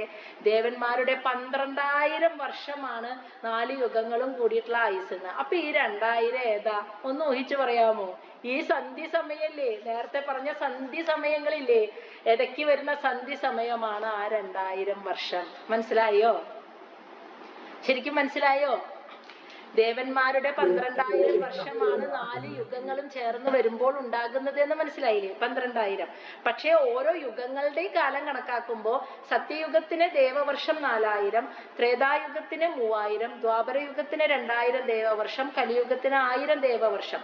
അപ്പൊ കണക്കാക്കുമ്പോൾ 4 യുഗങ്ങൾക്ക് കൂടി 10,000 ദേവവർഷേ വരുള്ളൂ. പക്ഷെ 12,000 എന്ന് പറയുമ്പോൾ ആ 2000 എന്ന് പറയുന്നത് ഇതിന്റെ ഇടയ്ക്ക് വരുന്ന സന്ധി സമയങ്ങളാണ്. മനസ്സിലായ? ഒരു യുഗത്തിൽ നിന്ന് മറ്റൊരു യുഗത്തിലേക്ക് കടക്കുമ്പോൾ ഉണ്ടാകുന്ന നിശ്ചലമായ കാലം, അതാണ് സന്ധി സമയം. പിടിയിട്ടില്ലേ? അങ്ങനെ 4 യുഗങ്ങളുടെ ഇടയിൽ സന്ധി സമയം വരുന്നതാണ് 2000 വർഷം. അതെങ്ങനെയാ വരുന്നതെന്നാണ് പിന്നത്തെ ശ്ലോകത്തിൽ പറയുന്നത്. സംഖ്യാദാനി എന്ന് വെച്ചാൽ അർത്ഥം കണക്കാക്കപ്പെടുന്നു. ഇങ്ങനെ സഹസ്രാണി എന്ന് വെച്ചാൽ ചത്വാരി സഹസ്രാണി, ത്രീണി സഹസ്രാണി, ആയിരങ്ങളുടെ കണക്ക്. ഇനി പറയുന്നത് ദ്വിഗുണാനി ശതാനിച്ച, ദ്വിഗുണാനി 2 പ്രാവശ്യം ഇരട്ടിക്കുന്നതായിട്ട്, ശതാനിച്ച 100കൾ ഇതിന്റെ സന്ധികളിൽ വരുന്നുണ്ട് എന്ന്. അതായത് കലിയുഗം കഴിഞ്ഞിട്ട് സത്യയുഗത്തിലേക്ക് കടക്കുന്ന സന്ധി സമയം എന്ന് പറയുന്നത്, കലിയുഗം കഴിഞ്ഞിട്ട് വരുന്ന സന്ധി സമയം 200ന്റെ ഇരട്ടിയാണെന്ന്, 2 ഇരട്ടിയാണെന്ന്. അപ്പൊ 200. കലിയുഗം കഴിഞ്ഞിട്ട് വരുന്ന സന്ധി സമയം 200. കലിയുഗത്തിന് മുൻപ് വരുന്നത് ഏതാ യുഗം? ദ്വാപരയുഗം. ദ്വാപരയുഗം കഴിഞ്ഞ് കലിയുഗത്തിലേക്ക് കടക്കാൻ വരുന്ന ഒരു സന്ധി സമയം ഉണ്ടല്ലോ, ഒരു നിശ്ചലമായിട്ടിരിക്കുന്ന ഒരു സമയമാണ്. ആ സമയത്ത് ഒരു പ്രവർത്തനവും ഇല്ല, രാത്രി പോലെ നിശ്ചലമായിരിക്കുന്ന ഒരു സന്ധി സമയമുണ്ട്. അത് 400 വർഷമാണെന്ന്. കലിയുഗം കഴിഞ്ഞിട്ടുള്ള ഈ സന്ധി സമയം 200 വർഷം. അതാണ് ദ്വിഗുണാനി ശതാനി, 100ന്റെ ഗുണനങ്ങളാണ് അവിടെ വരുന്നത് എന്ന്. അപ്പോ കലിയുഗം കഴിഞ്ഞിട്ട് വരുന്നത് 200 വർഷം, ദ്വാപരയുഗം കഴിഞ്ഞ് കലിയുഗത്തിലേക്ക് കടക്കാൻ വരുന്നത് 400 വർഷം. 200 400 വർഷം. ഇനി ത്രേതായുഗം കഴിഞ്ഞ് ദ്വാപരയുഗത്തിലേക്ക് കടക്കുന്നതിന്റെ ഇടയിൽ വരുന്നത് 600 വർഷം. ഇനി സത്യയുഗം കഴിഞ്ഞ് ത്രേതായുഗത്തിലേക്ക് കടക്കാൻ ഇടയിൽ വരുന്ന സന്ധി സമയം 800 വർഷമാണെന്ന്. അപ്പൊ എഴുതി വെച്ചോളൂ. സത്യയുഗം 4000 ദേവവർഷമാണെങ്കിൽ ആ സത്യയുഗം കഴിഞ്ഞ് ത്രേതായുഗത്തിലേക്ക് കടക്കുന്നതിന്റെ ഇടയിലുള്ള നിശ്ചലമായ സന്ധി സമയം എന്ന് പറയുന്ന കാലം ഉണ്ടല്ലോ, അത് 800 വർഷമാണ്. അപ്പൊ എഴുതി വെച്ചോ, 400 പ്ലസ് സന്ധി സമയം 800 വർഷം. ഇനി ദേവവർഷം എന്ന് പ്രത്യേകം എഴുതി വെക്കാം, മനുഷ്യരുടെ വർഷമല്ല. ഇനി ത്രേതായുഗം 3000 ദേവവർഷമാണ്. ത്രേതായുഗം കഴിഞ്ഞിട്ട് ദ്വാപര യുഗത്തിലേക്ക് കടക്കാനുള്ള സന്ധി സമയം, 2 യുഗങ്ങൾ കൂടി ചേരുന്ന ആ സന്ധി സമയം എന്ന് പറയുന്നത് 600 വർഷമാണ്. അപ്പൊ ത്രേതായുഗം 3000 ദേവവർഷം പ്ലസ് 600, അപ്പൊ 3600 വർഷമാണ് ത്രേതായുഗത്തിന്. ഈ സന്ധി സമയം കൂടി കൂട്ടിയിട്ട് കണക്കാക്കുമ്പോൾ സത്യയുഗത്തിന് 4800 വർഷം, ത്രേതായുഗത്തിന് 3600 വർഷം. ഇനി ദ്വാപരയുഗം 2000 ദേവവർഷമാണ്. അപ്പൊ ദ്വാപരയുഗം കഴിഞ്ഞിട്ട് കലിയുഗത്തിലേക്ക് കടക്കുമ്പോൾ 400 വർഷമാണ് സന്ധി സമയം നിശ്ചലമായിരിക്കുന്നത്. അപ്പോ ദേവവർഷം ദ്വാപരയുഗം കണക്കാക്കുമ്പോൾ ഇത് ഒരുമിച്ച് സന്ധി സമയം കൂടി ഒരുമിച്ച് പറയുമ്പോൾ എത്രയായി? 2400 വർഷമായി. ഇനി കലിയുഗം ദേവവർഷം 1000 വർഷമേ ഉള്ളൂ, പക്ഷെ കലിയുഗം കഴിഞ്ഞിട്ടുള്ള സന്ധി സമയം 200 വർഷം കൂട്ടി പറയുമ്പോൾ 1200 വർഷം എന്ന് പറയും. മനസ്സിലായ? അപ്പൊ ശരിക്കും ദേവവർഷം കണക്കാക്കുമ്പോ 4 യുഗങ്ങളും ചേർന്ന 12,000 വർഷം ടോട്ടൽ പറയുമ്പോൾ അത് സന്ധി സമയം കൂടിയും ചേർത്തിട്ടുള്ള വർഷമാണ് 12,000 ദേവവർഷം എന്ന് പറയുന്നത് മൊത്തം. അതിൽ കലിയുഗം ഏറ്റവും ആദ്യത്തെ സത്യയുഗം 4000 ദേവവർഷം പ്ലസ് അത് കഴിഞ്ഞിട്ടുള്ള സന്ധി സമയം 800 വർഷം. അപ്പൊ ടോട്ടൽ 4800 വർഷമാണ് സത്യയുഗത്തിന് ദേവവർഷം. ത്രേതായുഗം 3000 ദേവവർഷം, അത് കഴിഞ്ഞിട്ടുള്ള സന്ധി സമയം 600 ദേവവർഷമാണ്. അപ്പൊ അത് രണ്ടും കൂട്ടിയിട്ട് 3600 ദേവവർഷമാണ് ത്രേതായുഗം. ഇനി ദ്വാപരയുഗം 2000 വർഷം, അത് കഴിഞ്ഞിട്ട് 400 വർഷമുണ്ട് സന്ധി സമയമായിട്ട് നിശ്ചലമായിട്ട് നിൽക്കുന്നത്, ദ്വാപരത്തിൽ നിന്നും കലിയുഗത്തിലേക്ക് കിടക്കുന്ന സന്ധി സമയം. അപ്പോ കലിയുഗ ദേവവർഷം കണക്കാക്കുകയാണെങ്കിൽ ദ്വാപരയുഗം ദേവവർഷം കണക്കാക്കുകയാണെങ്കിൽ ദ്വാപരയുഗത്തിന് 2400 വർഷമാണ്. ഇനി ലാസ്റ്റത്തെ കലിയുഗം 1000 വർഷം പ്ലസ് അതിൻ്റെ കൂടെ സന്ധി സമയം ഒരു 200 വർഷമുണ്ട് നിശ്ചലമായിട്ടിരിക്കുന്നത്. അതും കൂടി കൂട്ടുമ്പോൾ 1200 ദേവവർഷം. അപ്പോൾ ഒന്ന് കണക്കാക്കി നോക്കിയേ, ഈ 800ഉം സന്ധി സമയങ്ങൾ മാത്രം എടുത്തു നോക്ക്. 800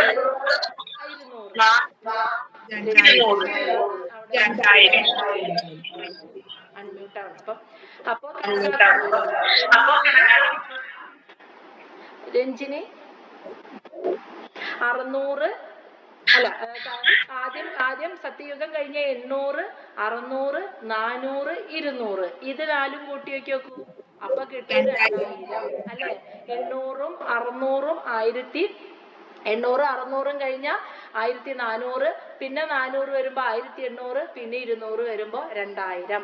അങ്ങനെ ആ 2000. അപ്പോ ദേവവർഷം 10,000 + 2 12,000 കിട്ടിയോ? ഇത് കൺഫ്യൂഷൻ ഉണ്ടോ? പറ, എന്നിട്ട് ഇനി മുന്നോട്ട് പോകണുള്ളൂ.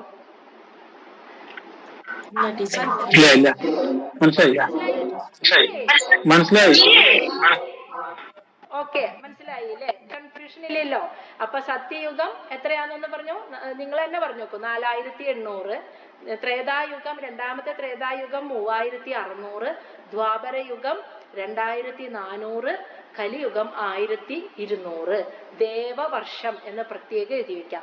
ഈ 800, 600, 400, 200 എന്നുള്ളത് സന്ധി സമയം, ഒരു യുഗത്തിൽ നിന്നും മറ്റൊരു യുഗത്തിലേക്ക് കടക്കുന്നതിനിടയിലുള്ള നിശ്ചലമായ സന്ധി സമയമാണെന്ന് പ്രത്യേകം എഴുതി വെക്കാം.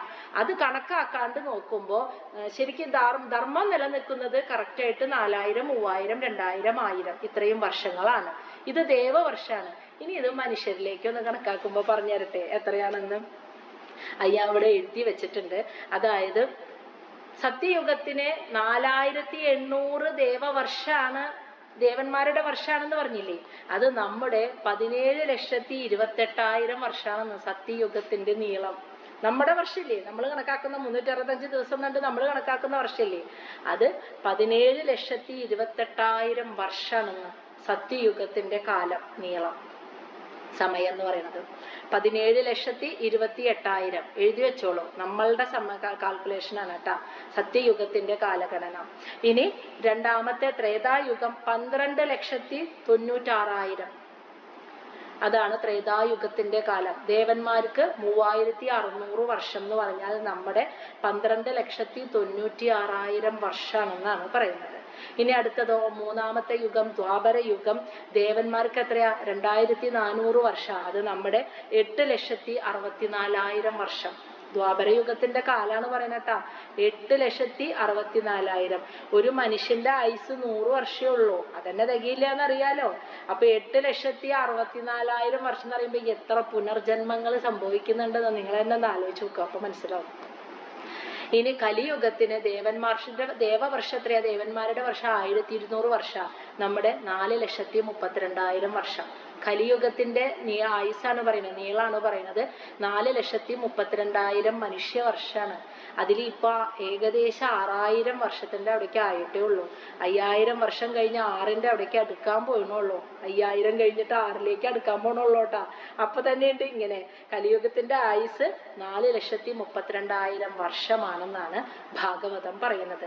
അത് കണക്കാക്കപ്പെട്ടത് ദേവവർഷം കണക്കാക്കിയിട്ടാണെന്നാ പറയുന്നത്. അതായത് മനുഷ്യന്റെ ഒരു വർഷം ദേവന്മാരുടെ ഒരു ദിവസ. അങ്ങനെ ദേവന്മാരുടെ 1200 വർഷമാണ് കലിയുഗത്തിന്റെ ആയുസ്. മനസ്സിലായ? 200 പോട്ടെ, സന്ധി സമയം പോട്ടെ, എന്നാലും 1000 വർഷമാണ് കലിയുഗം. ദേവന്മാരുടെ 1000 വർഷം. അപ്പൊ എന്ന് വെച്ചാൽ മനുഷ്യന്റെ 4,32,000 വർഷം. അതാണ് കലിയുഗത്തിന്റെ ആയുസ്. മനസ്സിലായില്ലേ? അപ്പൊ ഇങ്ങനെയാണ് 17,28,000, 12,96,000, 8,64,000, 4,32,000. അപ്പൊ 4 യുഗങ്ങളും കൂടിയിട്ട് മനുഷ്യന്റെ വർഷം കണക്കാക്കുകയാണെങ്കിൽ സത്യയുഗം, ത്രേതായുഗം, ദ്വാപരയുഗം, കലിയുഗം ഈ 4 യുഗങ്ങളും കൂടി നോക്കുകയാണെങ്കിൽ 43,20,000 മനുഷ്യവർഷം വരുന്നുണ്ട് ടോട്ടൽ. കേട്ടല്ലോ? 43,20,000 മനുഷ്യവർഷം. ദേവന്മാരുടെ വർഷം 12,000 ദേവവർഷം. ഈ 4 യുഗങ്ങളും കൂടി സത്യയുഗം പ്ലസ് ദ്വാപരയുഗം പ്ലസ് കലിയുഗം അല്ല സത്യയുഗം പ്ലസ് ത്രേതായുഗം പ്ലസ് ദ്വാപരയുഗം പ്ലസ് കലിയുഗം ഇസിക്കൽ ടു ദേവവർഷം 12,000 ദേവവർഷം, ദേവന്മാരുടെ വർഷം, മനുഷ്യരുടെ വർഷം 43,20,000. ഒരു പ്രാവശ്യം വന്നു പോവാനാണ് ചതുർയുഗം, ഒരു പ്രാവശ്യം. അങ്ങനെ പ്രപഞ്ചം നിലനിൽക്കുന്നത് 1000 ചതുർയുഗങ്ങളാണെന്ന്. അപ്പൊ ഈ 43,20,000 വർഷം 1000 പ്രാവശ്യം വന്നു പോകും. ഇൻറ്റു 1000 ഗുണിച്ചു നോക്കി, അപ്പൊ കിട്ടും എത്ര വർഷമാണ് ഈ പ്രപഞ്ചത്തിന്റെ കാലഗണന എന്ന്. കിട്ടിയോ? ഭാഗവതത്തിലെ നമ്മുടെ മഹർഷിമാരെ, ഋഷികള് വളരെ മുന്നേ തന്നെ കാലഗണന നിർണയിച്ചു കഴിഞ്ഞിരിക്കുന്നു. പ്രപഞ്ചം എത്ര കാലം നിൽക്കുന്നു. ഓരോരുത്തരും ഇങ്ങനെ പറയുന്നിട്ടില്ല, ഇതേ ഇപ്പൊ ലോകാവസാനം, ഇപ്പൊ ലോകാവസാനം, ഒന്നുമില്ല. ഈ പ്രപഞ്ചത്തിന്റെ കാലഗണന എത്ര കാലം നിലനിൽക്കും? 1000 ചതുർയുഗങ്ങളാണെന്ന് നമുക്കറിയാലോ. അത് കഴിഞ്ഞ് അത് വീണ്ടും റിപ്പീറ്റ് വരും, 1000 ചതുർയുഗങ്ങൾ. ഈ 1000 ചതുർയുഗം എന്ന് പറഞ്ഞാൽ ഒരു ചതുർയുഗം, 4 യുഗങ്ങൾ ചേർന്ന ഒരു ചതുർയുഗത്തിന്റെ വർഷമാണ് 43,20,000 വർഷം. അങ്ങനെ 1000 ചതുർയുഗങ്ങളാണ് വന്നു പോണത്. അപ്പൊ 43,20,000 ഇൻറ്റു 1000 ഗുണിച്ചാൽ മതി. അത്രയും വർഷങ്ങൾ ഉണ്ട് ഈ പ്രപഞ്ചം നിലനിൽക്കും എന്നാണ് പറയുന്നത്. ഇത്രയും പറഞ്ഞു കൊടുത്തിട്ട് കഴിയാറായിട്ടാ. പറയാണ് ശ്ലോകം 20 സന്ധ്യാ അംശയോ അന്തരേണ യഹ കാലശത സംഖ്യയോ തം ഏവ ആഹുയുഗം തത് ജ്ഞാ യത്ര ധർമ്മോ വിധീയതേ. അതായത് സന്ധ്യാ അംശയോ, ഓരോ യുഗങ്ങളുടെ ഇടയിൽ ആ സന്ധി സംശയം ഉണ്ടല്ലോ, സന്ധി എന്ന് പറയുന്ന സമയമുണ്ടല്ലോ, അതിനെ കുറിച്ചാണ് ഈ 20ാമത്തെ ശ്ലോകത്തിൽ പറയുന്നത്. സന്ധ്യാ അംശയോ, ഓരോ യുഗത്തിന്റെ ഇടയിൽ വരുന്ന സന്ധി സമയം, അതിന്റെ അന്തരേണ ആ സന്ധ്യ സമയം, സന്ധ്യാ അംശയോ എന്ന് വെച്ചാൽ സന്ധ്യ സമയത്തിന്റെ അന്തരേണ, ആ സന്ധി സമയത്തിന്റെ ഇടയിൽ, അന്തരേണ എന്ന് വെച്ചാൽ ഇടയിലായിട്ട്, ഉള്ളിലായിട്ട് വരുന്ന യഹ കാലം, ഏതൊരു കാലമാണോ ആ കാലമാണ് തം ഏവ ആഹു യുഗം, ആ കാലത്തെയാണ് യുഗം എന്ന് തദ്ജ്ഞ വിദഗ്ധന്മാർ പറയുന്നത്. മനസ്സിലായില്ലേ? ബാക്കി സന്ധി സമയത്തെ എന്താ വിളിക്കുന്നത്? ശതസംഖ്യയാ. 100ന്റെ ഗുണനങ്ങൾ ഇരട്ടിയായിട്ട് വരുന്ന സന്ധി സമയം, അതാണ് സന്ധ്യാ അംശയോ. ശതസംഖ്യ എന്ന് വെച്ചാൽ 100ന്റെ ഇരട്ടിയായി വരുന്ന സന്ധ്യാ അംശയോ, സന്ധി സമയത്തിന്റെ അന്തരേണ ഇടയിൽ വരുന്ന യഹ കാലം, ഏതൊരു കാലമാണോ അതാണ് ജ്ഞാനികൾ, വിദ്വാൻമാർ യുഗമായി കണക്കാക്കുന്നുള്ളൂ. അതായത് ദേവവർഷം നോക്കുകയാണെങ്കിൽ 4000, 3000, 2000, 1000 അതുമാത്രമാണ് യുഗമായിട്ട് പറയുള്ളൂ. ബാക്കി 800, 600, 400, 200 എന്ന് പറയുന്ന സന്ധി സമയം അത് നിശ്ചലമായ സമയമാണ്.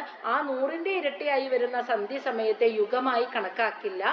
യുഗമായി കണക്കാക്കുന്നത് സന്ധികളുടെ ഇടയിൽ വരുന്ന 4000, 3000, 2000, 1000 എന്ന ദേവവർഷങ്ങൾ മാത്രമാണ് ഓരോ യുഗത്തിന്റെയും ആയുസ്സായിട്ട് യുഗമായിട്ട് കണക്കാക്കുള്ളൂ.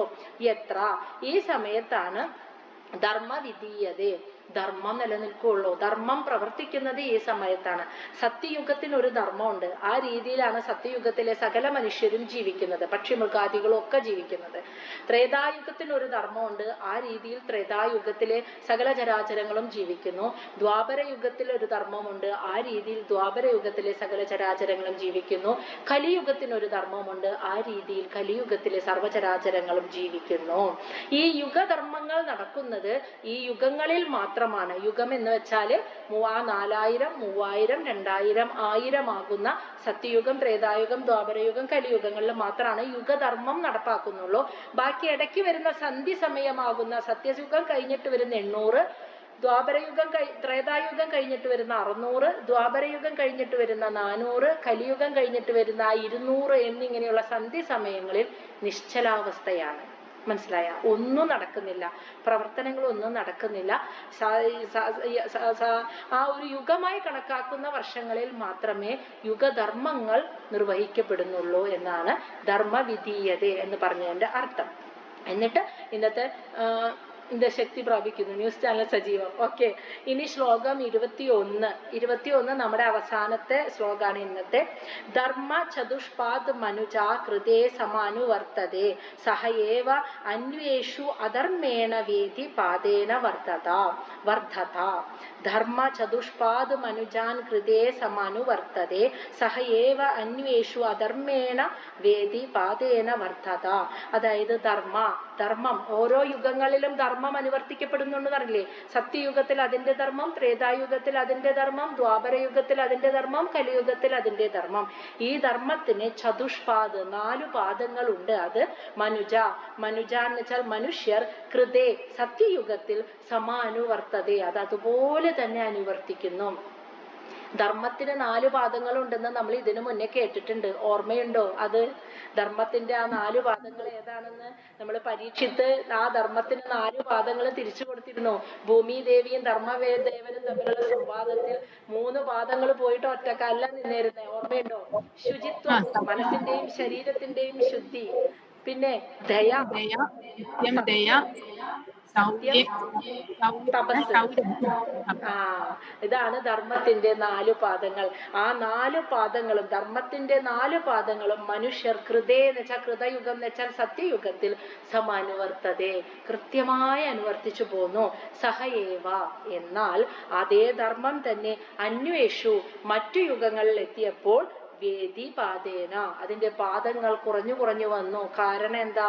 വർദ്ധത അധർമ്മേണ അധർമ്മം വർദ്ധിച്ചു വന്നപ്പോൾ, മറ്റു യുഗങ്ങളിൽ വന്നപ്പോൾ ഈ യുഗധർമ്മമാകുന്ന ധർമ്മത്തിന്റെ മറ്റു പാദങ്ങളൊക്കെ കുറഞ്ഞു കുറഞ്ഞു വന്നു. അതല്ലേ കലിയുഗത്തിന്റെ ആരംഭത്തിൽ 3 പാദവും പോയി നിൽക്കുന്ന ധർമ്മദേവന് പിന്നീട് പരീക്ഷിത്താണ് മറ്റു 3 പാദങ്ങളും തിരിച്ചു കൊടുത്തത്. പിന്നെ പരീക്ഷത്തിന്റെ കാലശേഷം വീണ്ടും അത് 3ഉം പോയി അവസ്ഥയിലാണ് ഇപ്പോൾ നിലനിൽക്കുന്നത്. അപ്പൊ സത്യയുഗത്തിന് ധർമ്മത്തിന് എല്ലാ 4 യുഗങ്ങളിലും അതാതിന്റെ ധർമ്മം നിർവഹിക്കപ്പെടുന്നു. എന്നാൽ ഈ ധർമ്മത്തിന് 4 കാലുള്ളത് സത്യയുഗത്തിൽ മാത്രമേ അതുപോലെ അനുവർത്തിച്ചുള്ളൂ. മറ്റുള്ള യുഗങ്ങളിൽ വന്നപ്പോൾ അധർമ്മം പെരുകി വന്നപ്പോൾ ധർമ്മത്തിന്റെ മറ്റു പാദങ്ങൾ കുറഞ്ഞു കുറഞ്ഞു കുറഞ്ഞ് വന്നു എന്ന് പറഞ്ഞുകൊണ്ട് നമ്മുടെ ഇന്നത്തെ സത്സംഗം ഇവിടെ അവസാനിപ്പിക്കുകയാണ്. മനസ്സിലായോ? ഇനി ഇതിൽ എന്തെങ്കിലും സംശയമുണ്ടോ?